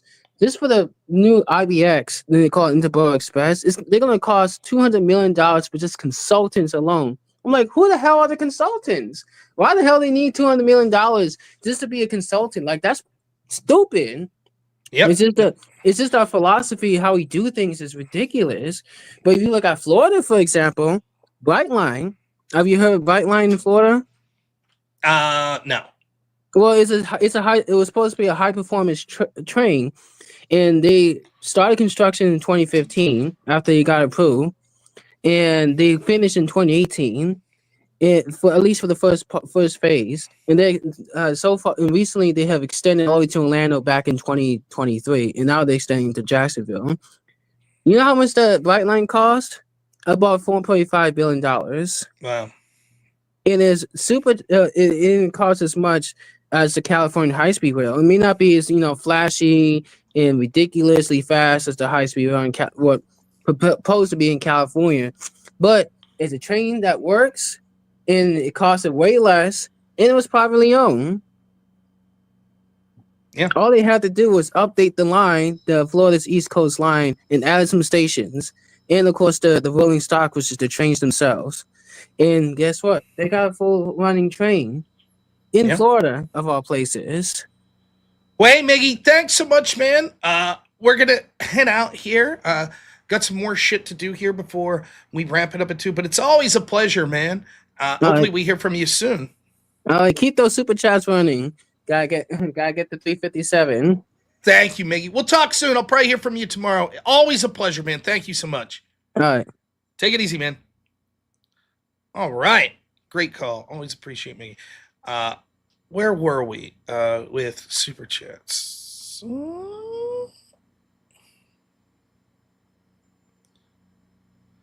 Fuel my fire. $5 says giving up a couple of beers for you, bro. Yes. Thank you so much. Really appreciate it. Michael Stuckey, you absolute legend. $50. Unbelievable. Thank you so much, Michael. Always appreciate your generosity. Thank you so much. And then Naughty Germ, $5. Consistent as ever. Thank you so much, Naughty Germ. Always appreciate it, man. I see there's a little debate about clutches in automatics versus stick shifts. I have nothing to say. Miggy's always awesome, man. Miggy calls in every day. He's always got something new. I always appreciate hearing from him. So, one of the things that's hard with the calls is I try to limit it to like 20 minutes a person unless it's a debate, because what happens is, like, let's say you're the great Michael Stuckey and you donate $50, but you can only watch 15 minutes. I never get around to like actually thanking you for the super chat until like 2 hours later because, I'm talking to one person for a lot. But yes, I do drive an automatic. You got me. Ooh. My wife used to drive stick shift. She makes fun of me because I can't, or I've never tried, I guess. I assume I could, but I've never tried. But she has. All right. Let's show you this. Last night, Portland. Let's see how things are going with the Democrat insurrections.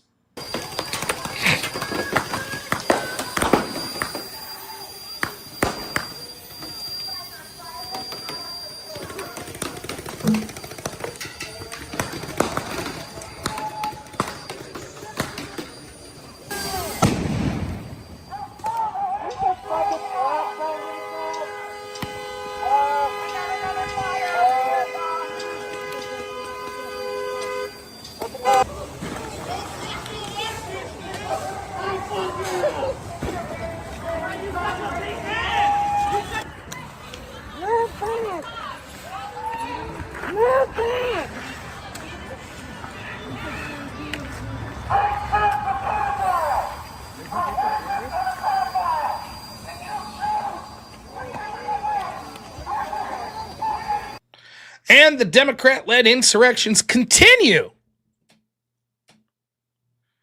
Leave me alone, Darth Grumpy Dad.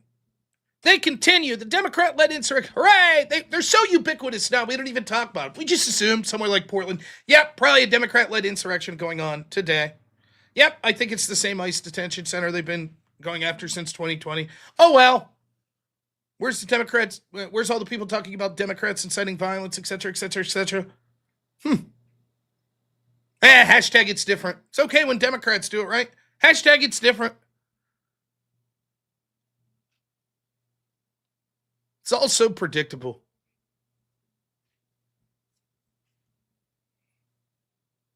Now, what else are we going to talk about here today? I guess I could grift for a minute while we wait. I remind you again, if someone would like to call in, here you are.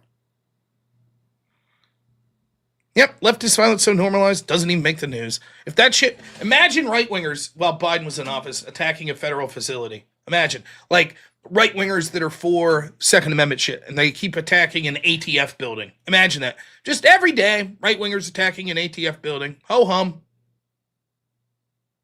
There'd be immediate task force. Every media place in the country would be running around with their hair on fire. They'd be comparing it to, oh my God, it's Charlottesville every day. We have Charlottesville every day from the left. But ho-hum, right? No big deal. No big deal. Mostly peaceful fires, right. When the left does it, it's okay.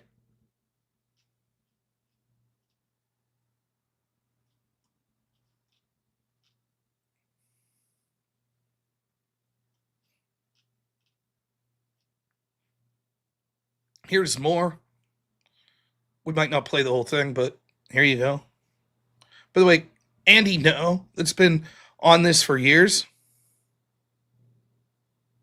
Now, I haven't discussed this risk. Yes, a federal ruling, another activist judge says it violates posse comitatus for Trump to deploy the National Guard. We'll see. I don't even give a fuck at this point. I don't care. To be honest, I think there's probably some leg to stand on the tariff shit. I don't know that if Trump could just unilaterally declare tariffs like that.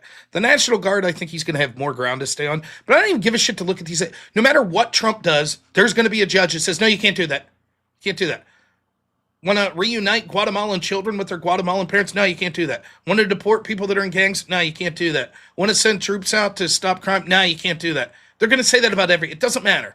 So I don't even follow it anymore. All right. We won't play this clip. We got a call coming in. So before we bring this caller on, can we get to 40% of our dono goal? Now, this caller is going to have some pertinent information about some things that are occurring in the near future. Right? Don't you want to know? What is it? Who could it be? I'll give you 3 options, right? It could be Alexandria Ocasio-Cortez, Donald Trump, or Grid Motorsports. It's one of those 3. But you're never going to know unless you donate to get to 40% of the goal. Which one of those 3 is it? Could it be AOC? Could it be Donald Trump, or could it be Grid? 33% chance of each of them. It's tough. It could be John Smith, but like one of the 10 other John Smiths that are on the channel. AOC, Trump, good guesses. We got some good guesses here. So we need to get to 40%, $25. AOC, level 4 lobster once. It's AOC eating Texas barbecue at a Buc-ee's right now. Level 4 lobster. Could be that. That's a possibility. Right?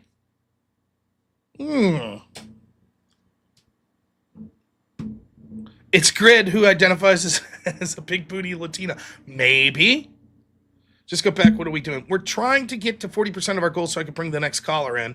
And we've decided that it's either AOC, Donald Trump, or Grid Motorsports that's on the line. But we have to get to 40% of our goal. We need $25 more before we could bring this person up. Who could it be?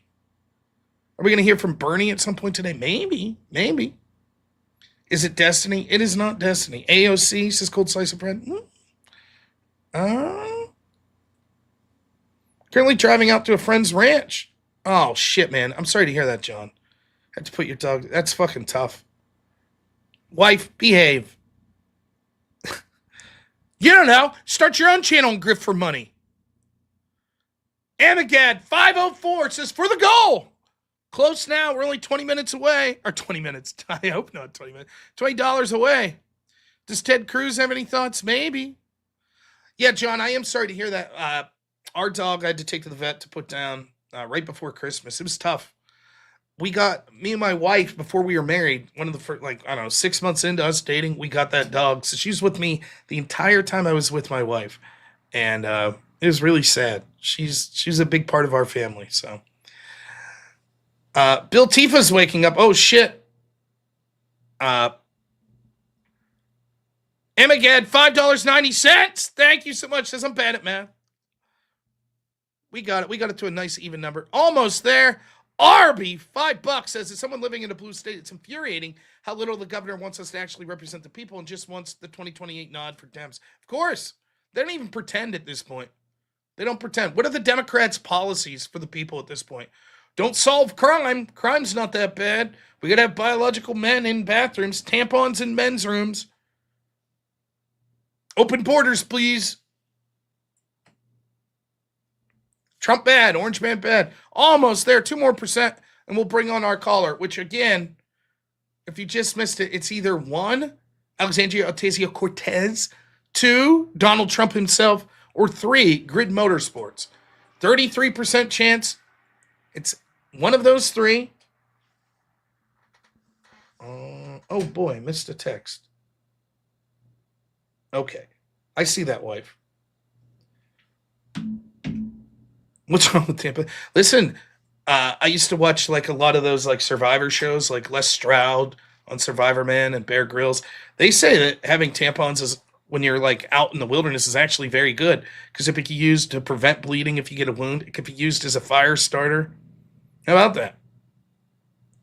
Can you give? No, we already decided our donations don't count, Courtney. Well, we need like $5 more or something. Surely. $8. We can do it. Puts us back to 30%. You got it, Kokomo. I could just sit here and do, fine. All right. I didn't want to do this. We'll take a different call real quick, but the aforementioned Bernie Sanders on the line. Go ahead, Bernie. You had something to say here to the audience? Hello, it is me, Bernie Sanders. I am once again asking you to donate money to Normal America with robnoerr. The oligarchy must be defeated. The only millionaires and billionaires that are acceptable are me and Normal America with robnoerr. Once more, we ask you to donate money so that Robert, much like me, never has to work a real job.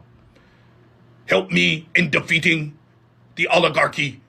Donate to Normal America with robnoerr. And I will go buy a new pair of mittens in my third lake house, which is modest, and fly on my private plane, which I have to do. Donate Normal America. Thanks, Bernie. It's always nice to get support of a socialist. John Smith, $4.99. Thank you so much, John. Prayers out to you, man, and your family. It's real tough to put down dog. He says for Bernie. Thank you, John. Now we're at 39%. We're very close. I think $2 will do it. $2 or $3. Based modest mittens. Yes.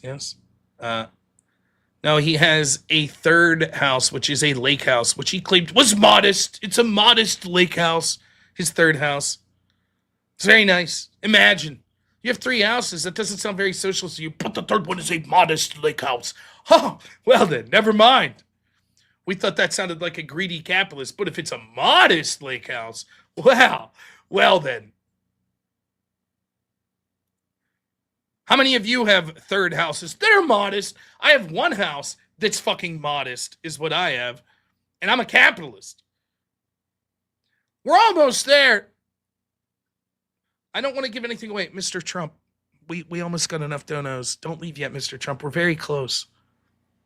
Yeah. Oh, okay. So I'm not trying to disclose who's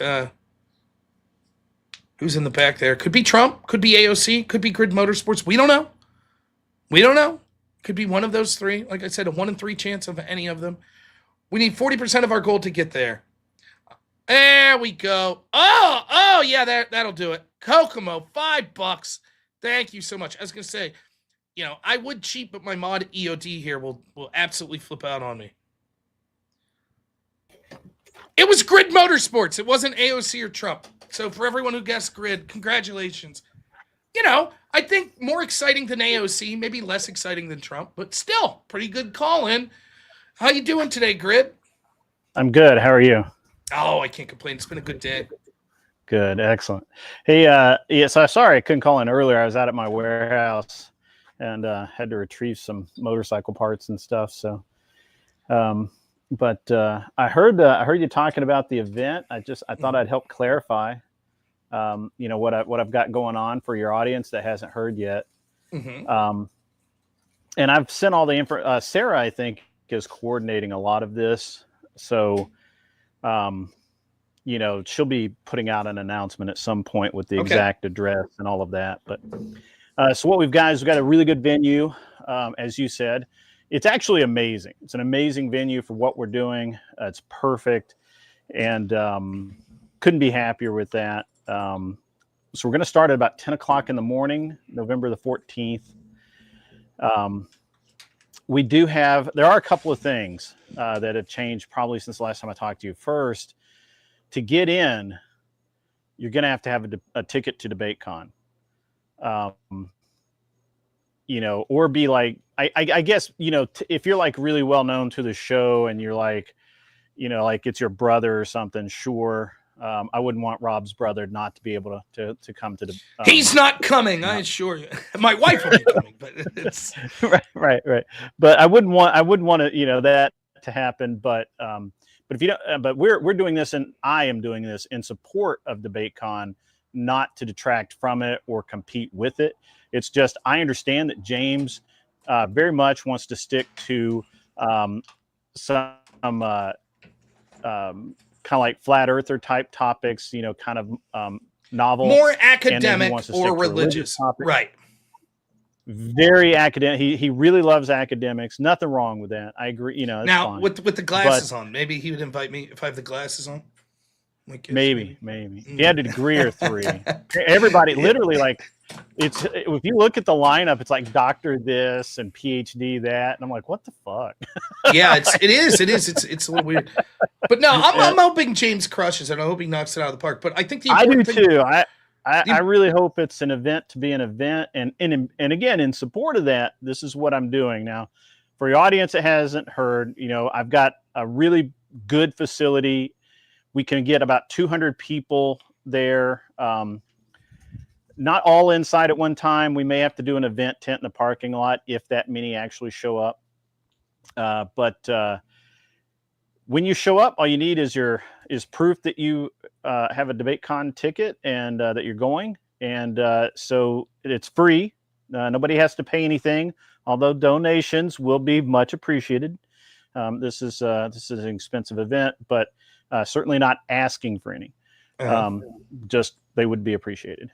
The point is, though, like, not to speak for you, but the point is that this is going to be as an I don't know what the word would be, accessory to DebateCon. Yes. And you're doing your part to make this a phenomenal event for people to sort of interact with each other and sort of like, you know, build like connections to people, and to have it connected to DebateCon to sort of make this like the go-to event for online debate every year. That's sort of your goal with this, right? Yeah. What I'd like to see is, I mean, you know, James wants to do these mini cons about 3 or 4 times a year, and I support that. But he has this very linear way of looking at things, I think, and it's not. It doesn't work when you're dealing with large number of people. So we'll have, you know, like we're gonna have catered lunch. It's right now it's a barbecue. If that changes, I'll let you know. But it's going to be a catered barbecue lunch. Soft drinks, some water are going to be on site. If you want beer or something like that, you're going to have to bring your own. And nobody, you know, if you get inebriated, you're gonna be asked to leave. Yeah, so we've got stuff going on for that. There's going to be Studio A has 4 rooms. I don't know if I told you this, Rob. Studio A has 4 separate recording rooms that are set up for musicians to play in while the vocalist is vocalizing in the main room. And so those rooms are all soundproof. And so we could have, if you have other creators that come to this and they want to just take a quick hour to interface with their audience and say, hey, I'm at this great event at DebateCon, they'll be able to do that in those rooms. Those rooms will be open to be used, especially in between debates. What I'm trying to do is I'm trying to set up 3 to 4 long format debates. I mean, I'd like you and I don't know who. I'd like Fabian Liberty and somebody, you know, from the. I would really like an actual communist to debate Fabian Liberty. That would be epic, in my opinion. Mm-hmm. We've got Admiral Gibbs coming in. We got quite a lineup. We got yourself coming in. I really want you to debate. We've got quite a list of people, but I'd like to have 4 long format debates. And we have a smaller studio that we can do interviews in. We could also do a separate, like, one-on-one quick format debate.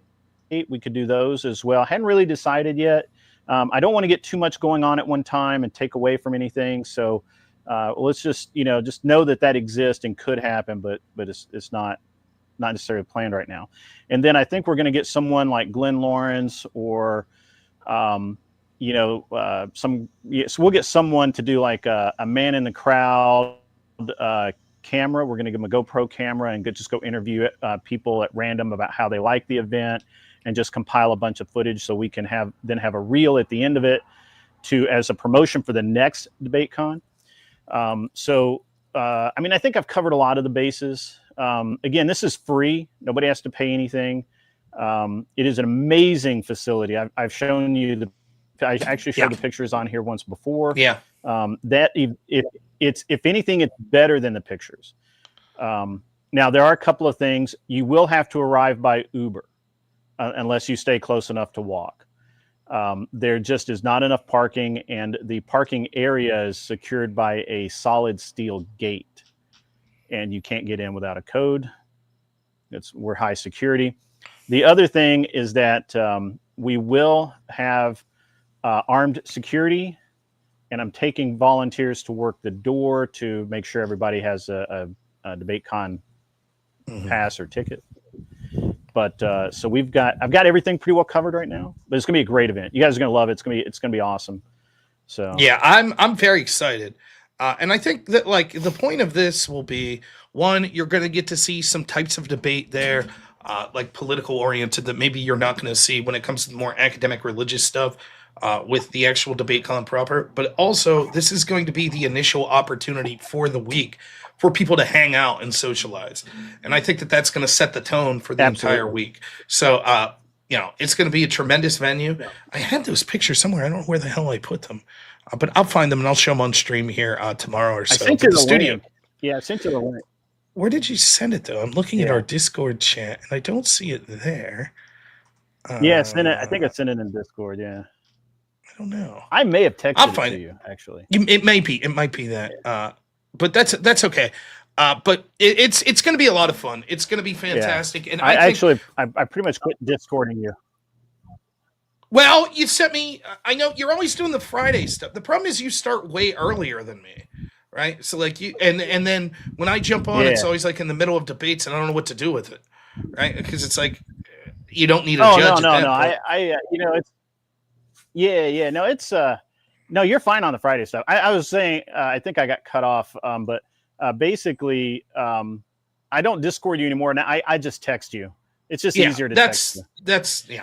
Discord's. Like I'll be honest. I could talk about this for an hour, but Discord irks me sometimes. Like there's little shit like for example, I'm on several Discord rooms that it's important that I like connected to the Crucible and stuff that I be informed, and I'll see that I'm tagged and shit, and it never shows up as a notification. And so then like hours later, someone's like, "Hey, did you check that out?" And I'm like, "Oh shit, I never saw this," or I get notifications for everything that I shouldn't be. It's just so weird, but. There's things Discord's good for, but for one-on-one communication, I've had a little bit of problems with it. But no, Grid, I really appreciate what you're doing there. I can't wait to be part of it. I have still not got my ticket to DebateCon. Now, I'm definitely going. I think what's going to happen is, I don't know. Maybe I'll buy a ticket for my wife and not for myself and just big time it and be like, yeah, I'm showing up. I'm a member of the Crucible. Yeah. I mean, honestly, last year I bought it, or earlier this year in New Jersey, I bought a ticket for me and my son, and then there was something I like.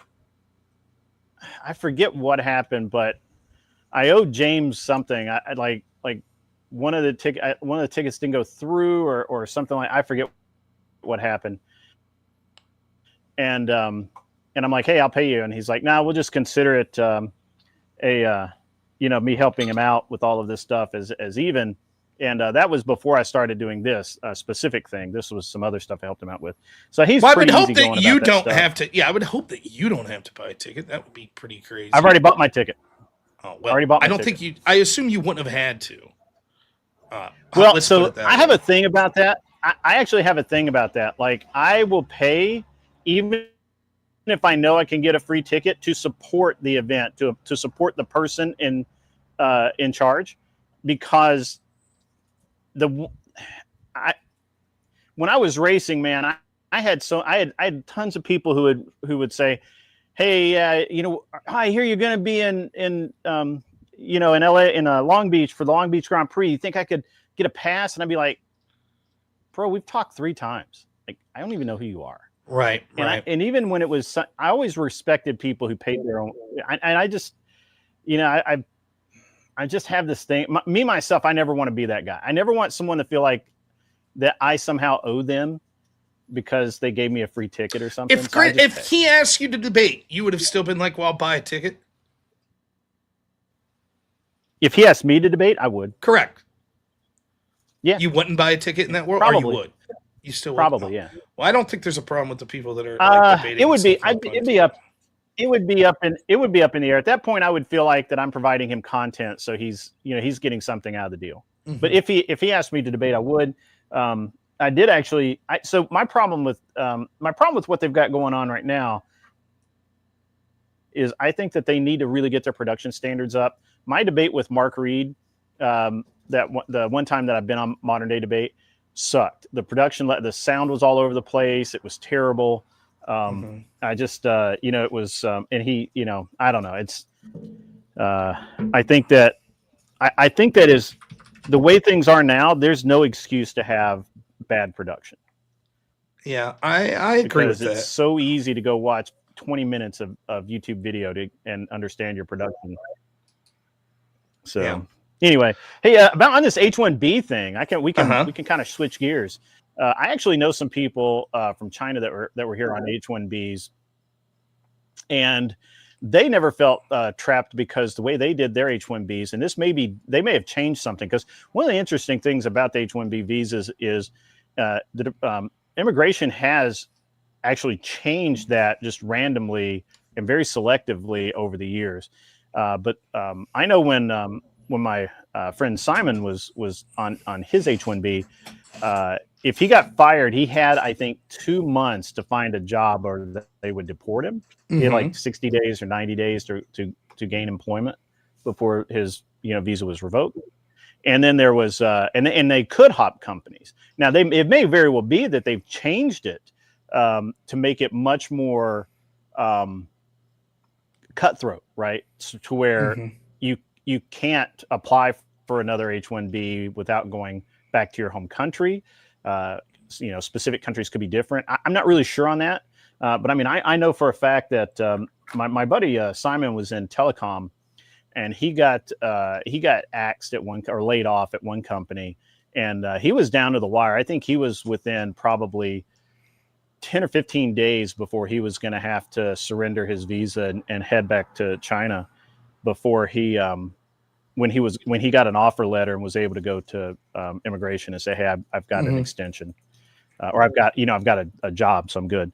But it's pretty competitive. I mean, obviously, it has to be pretty competitive at that. But again, you could be really right about the way that they're treating especially the Indian and some of the others that are coming over. It could very well be that.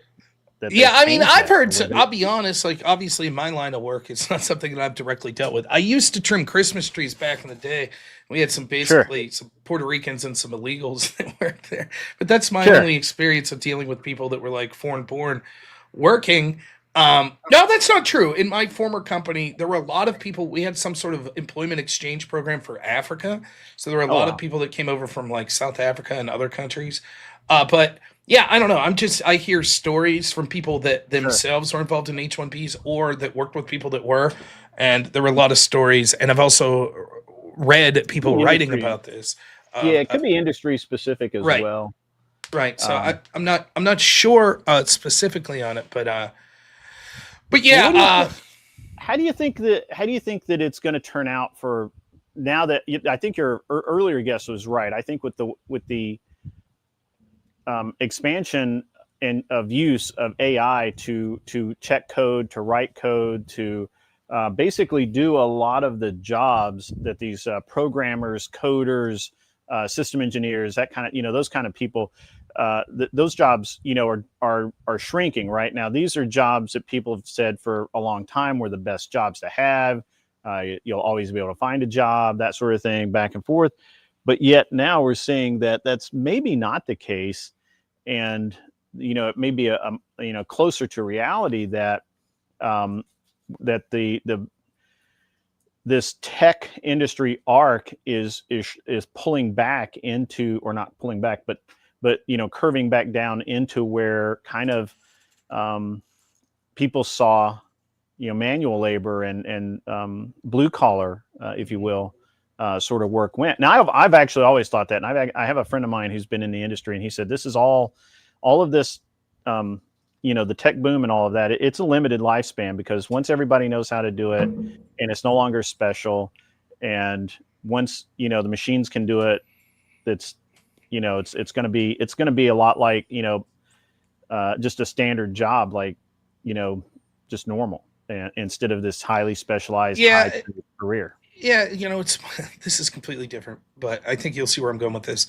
Sure. There's a dude in the town that I grew up in whose job is like, he's got this company where he's like, I'll teach you computers, old people. And it's literally like, it's laughable that this guy charges the rates he does, that it's just like, here's how to defrag your computer. Here's how to here's how to install an antivirus into your computer. And around here, like the older generation, they don't know. So it's like, okay. So they're paying this guy $150 to like show up and have him be like, oh, let me show you how to do this, right?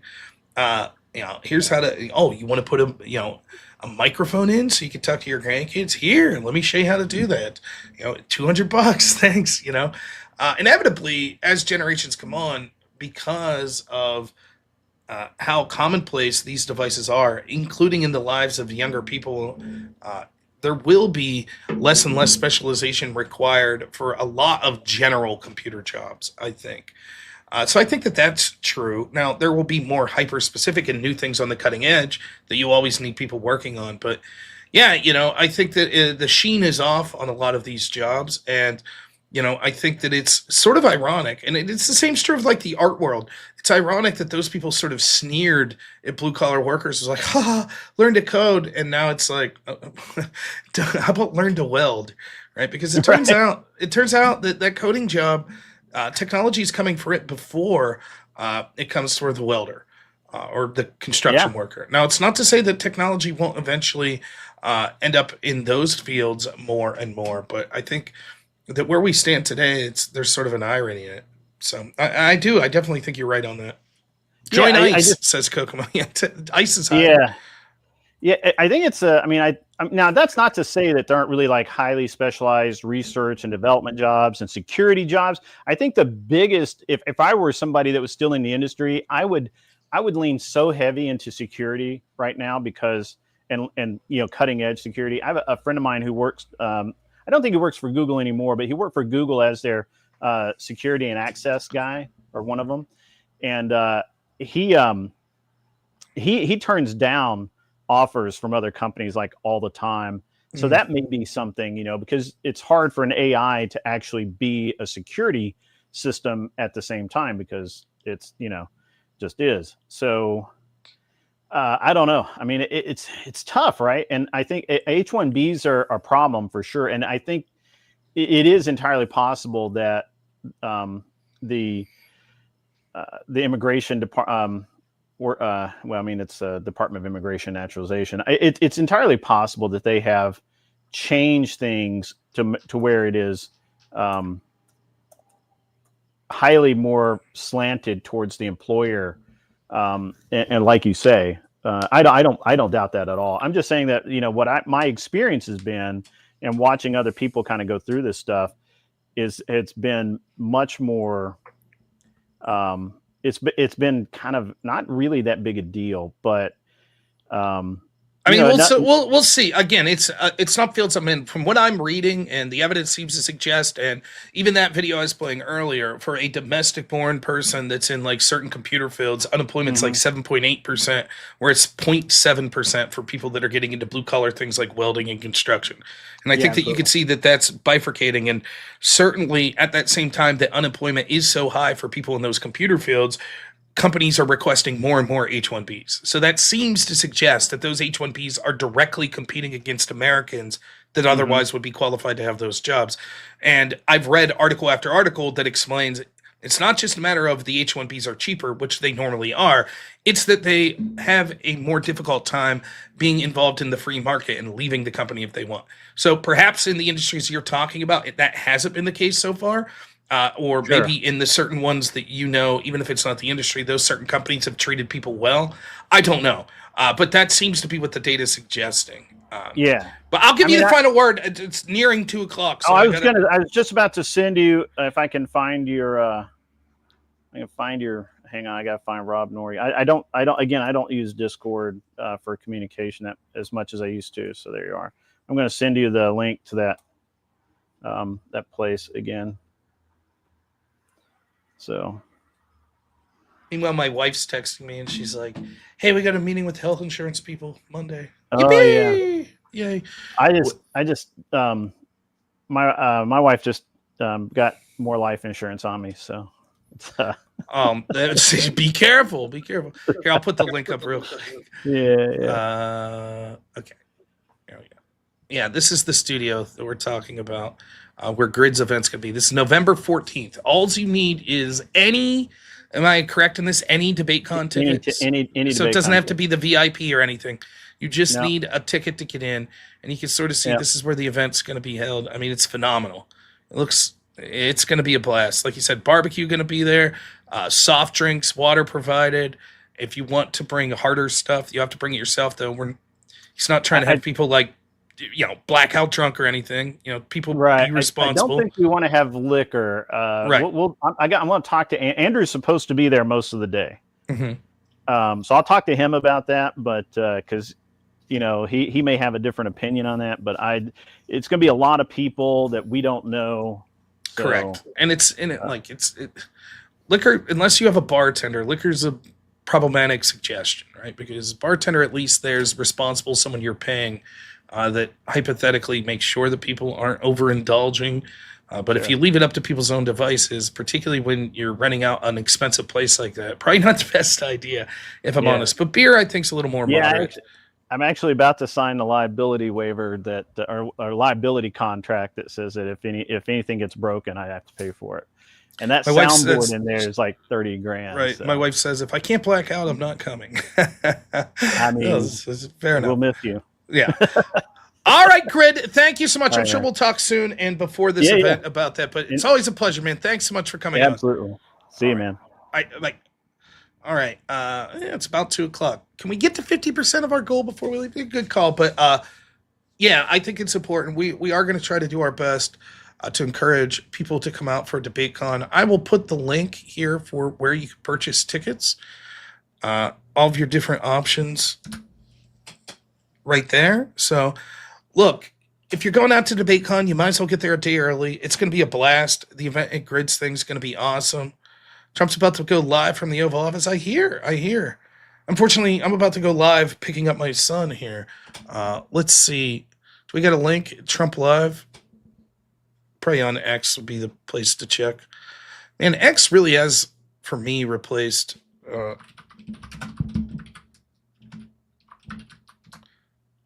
Is he alive? Oh, we'll stick with you for a minute while we see what's going on. I got to be out of here by 2:20. We're going to grift a little. Yes, Yingling. We'll bring some Yingling. But I look forward to seeing all of you there, even you scummy left-wingers. No, it'll be a lot of fun. My wife's going to be there. We're going to make it a thing. I think it's going to be great. I can't wait. Now, I may have to... I'll probably be debating there at Grid's event, as you heard him say. And then the next 2 days, I'm going to probably be helping out with the Crucible and helping James out in any way I can, facilitate those events. I'm also going to offer my services as a fill-in. Now, again, a lot of these debates are religious in nature. I don't know how well I would do filling in if it's like Mormonism versus Catholicism, and all of a sudden I have to debate on the perspective of Mormonism. But I think that I'm good enough that I'm capable of quickly filling in if necessary. So I'll offer my services in that regard as well, as long as it doesn't impede my work with the Crucible. So, but I put that link out there to the events for the tickets. If John Smith wants to know if he goes, can we have a debate? Yes, we could do that. we can try. Chugging beer, I don't know how far I'll get. I used to be quite the madman, but nowadays. Anyways, we're gonna play a little grifting song as I go to the restroom. User's choice. What do you want to hear? Grifting song. I'm not accepting the whip song for this. Someone will have to donate money to hear the whip song. I don't even want to hear it. Before I wet myself, how about let's see. Olive Jar? All right. There we go. Olive Jar song. I'll be right back. We'll see if I can stick around until Trump comes out and speaks. Proof of life video coming up from Trump. Right back.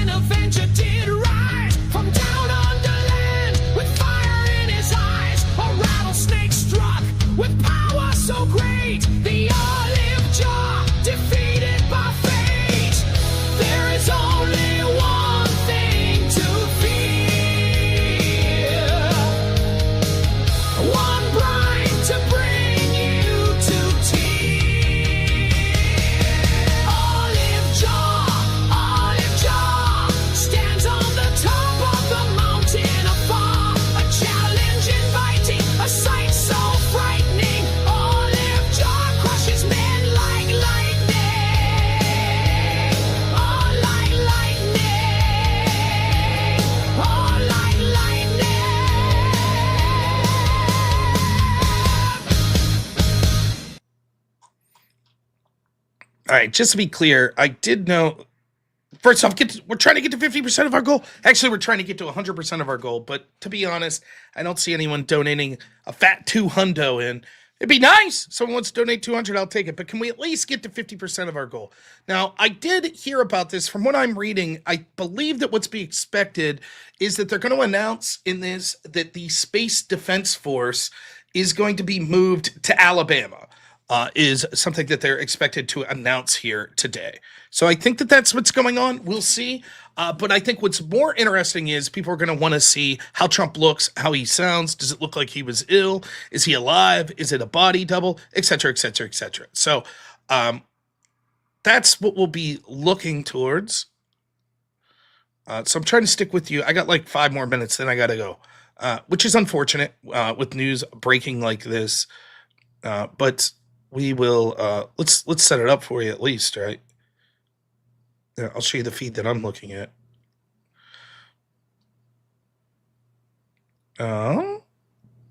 Make sure the audio is on for all that. Yeah, we're good. So if someone has a different link, if they see that it comes up, that could be it. Fake being sick. Like, imagine, like, I don't know. Like, what if he's just bored? He's like, I just want to fuck with people just for the sake of it. I don't know.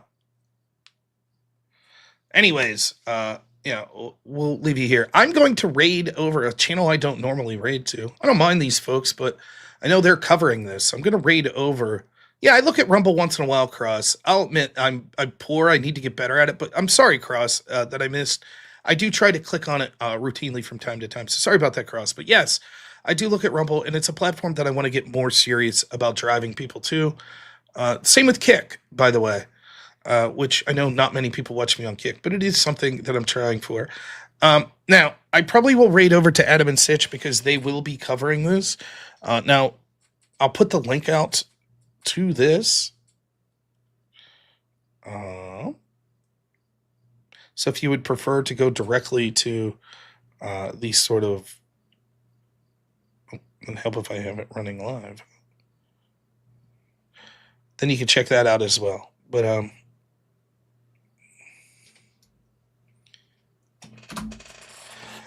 meanwhile, we're trying to get to 50% of our goal before I have to go pick up my wonderful son at school. I'm sure he had a great day. He had a substitute teacher today, but it was Courtney's relative. It was weird because we were just talking to her at the family reunion, and she's like, oh, maybe I'll get to sub for Hank sometime this year. And then it was literally the next day of school she got to sub. So he's very excited to see his aunt in there.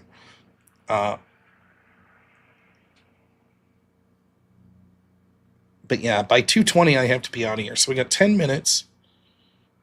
Try to get those donos in. I understand everyone left. We blame... who's to blame? My wife, she came in the chat. Grid, he came on the call. Me, because I haven't had shit all to talk about in the last 10 minutes. Is it EOD's fault? Yes, we've decided it's EOD's. No, it's not. EOD's great. My mods are great. It's not their fault. They're great.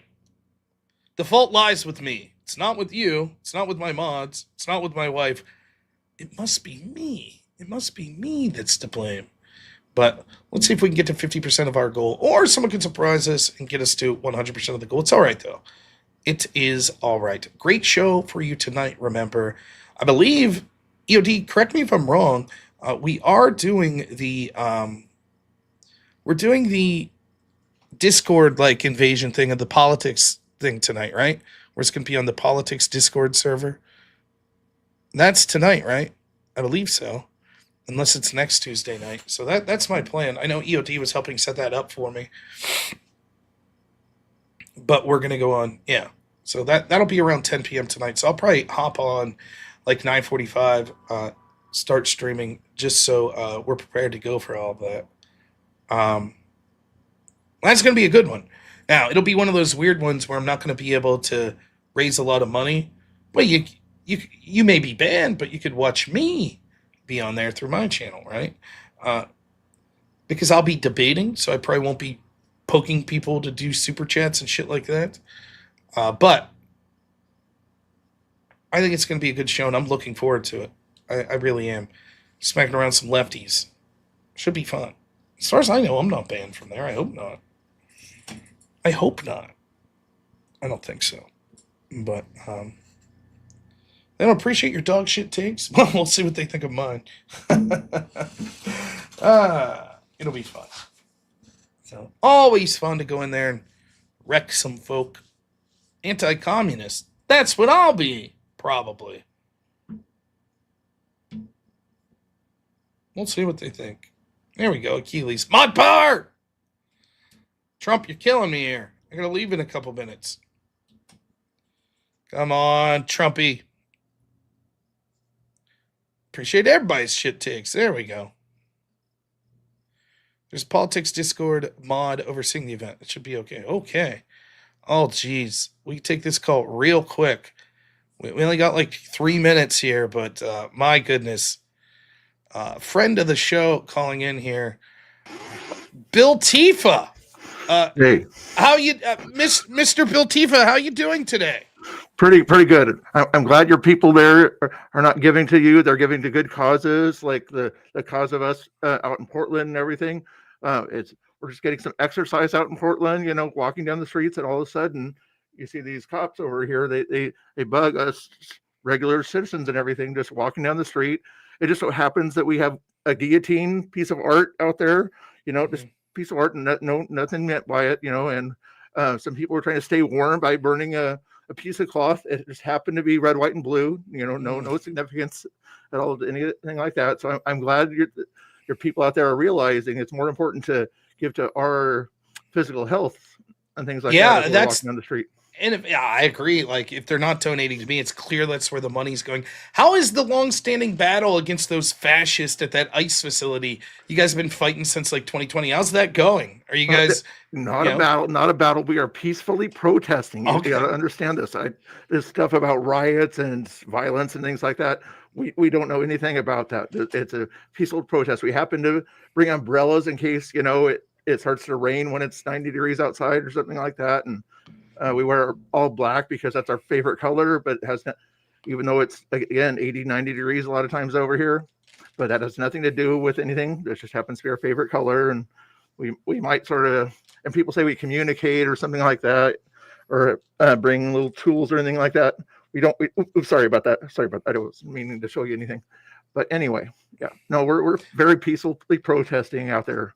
The ICE people, they're the bad guys, they're the ones that are coming out there to take away what you call illegal people, that I don't know what they're talking about. Let me ask you this, Bill Tifa. If I decided that I wanted to get involved and I came out there, are there vegan options for me? Like if I would involve myself in one of these protests? Yes. There's plenty of options out there. We do have a place out there called Riot Ribs or something like that for people who do like to eat those animal things, But that's not because it's a riot. That we should call them peacefully protest ribs, but somebody else made that decision. Yeah, well, they're riotously good. People are rioting over the ribs, not over the ICE facility that we see out there. Yeah, we have tofu out there too.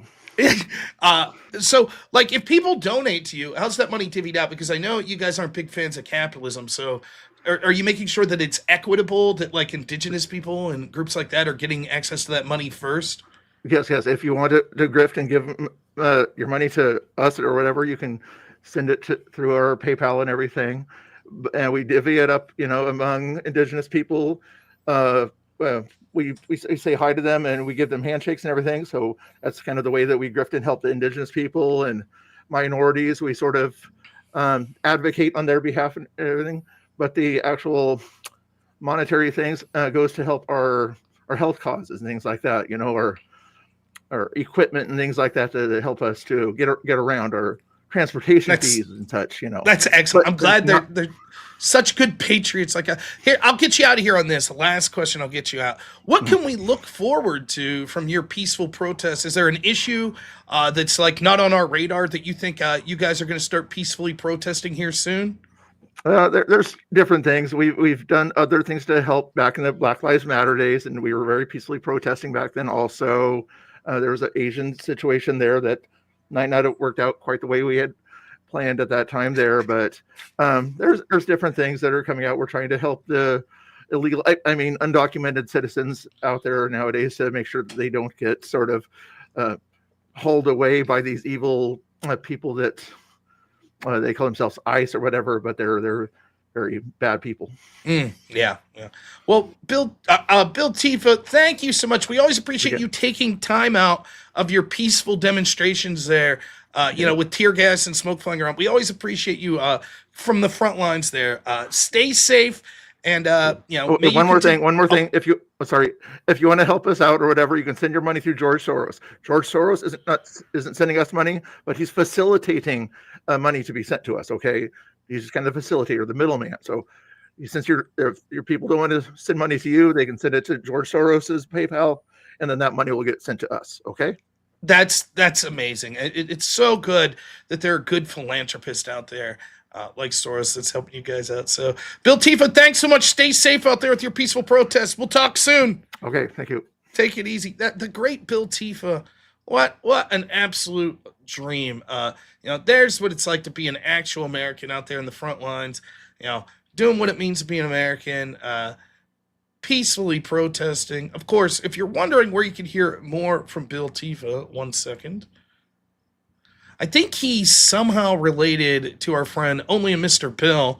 So you can check out Only a Mr. Bill's channel, and maybe occasionally he'll have the great Bill Tifa on there.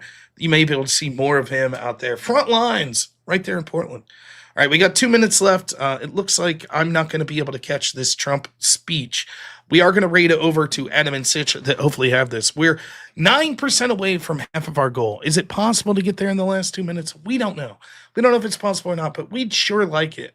And when I say we, I mean, I guess just me? Is that what I mean when I'm saying we? I don't know why I'm saying we.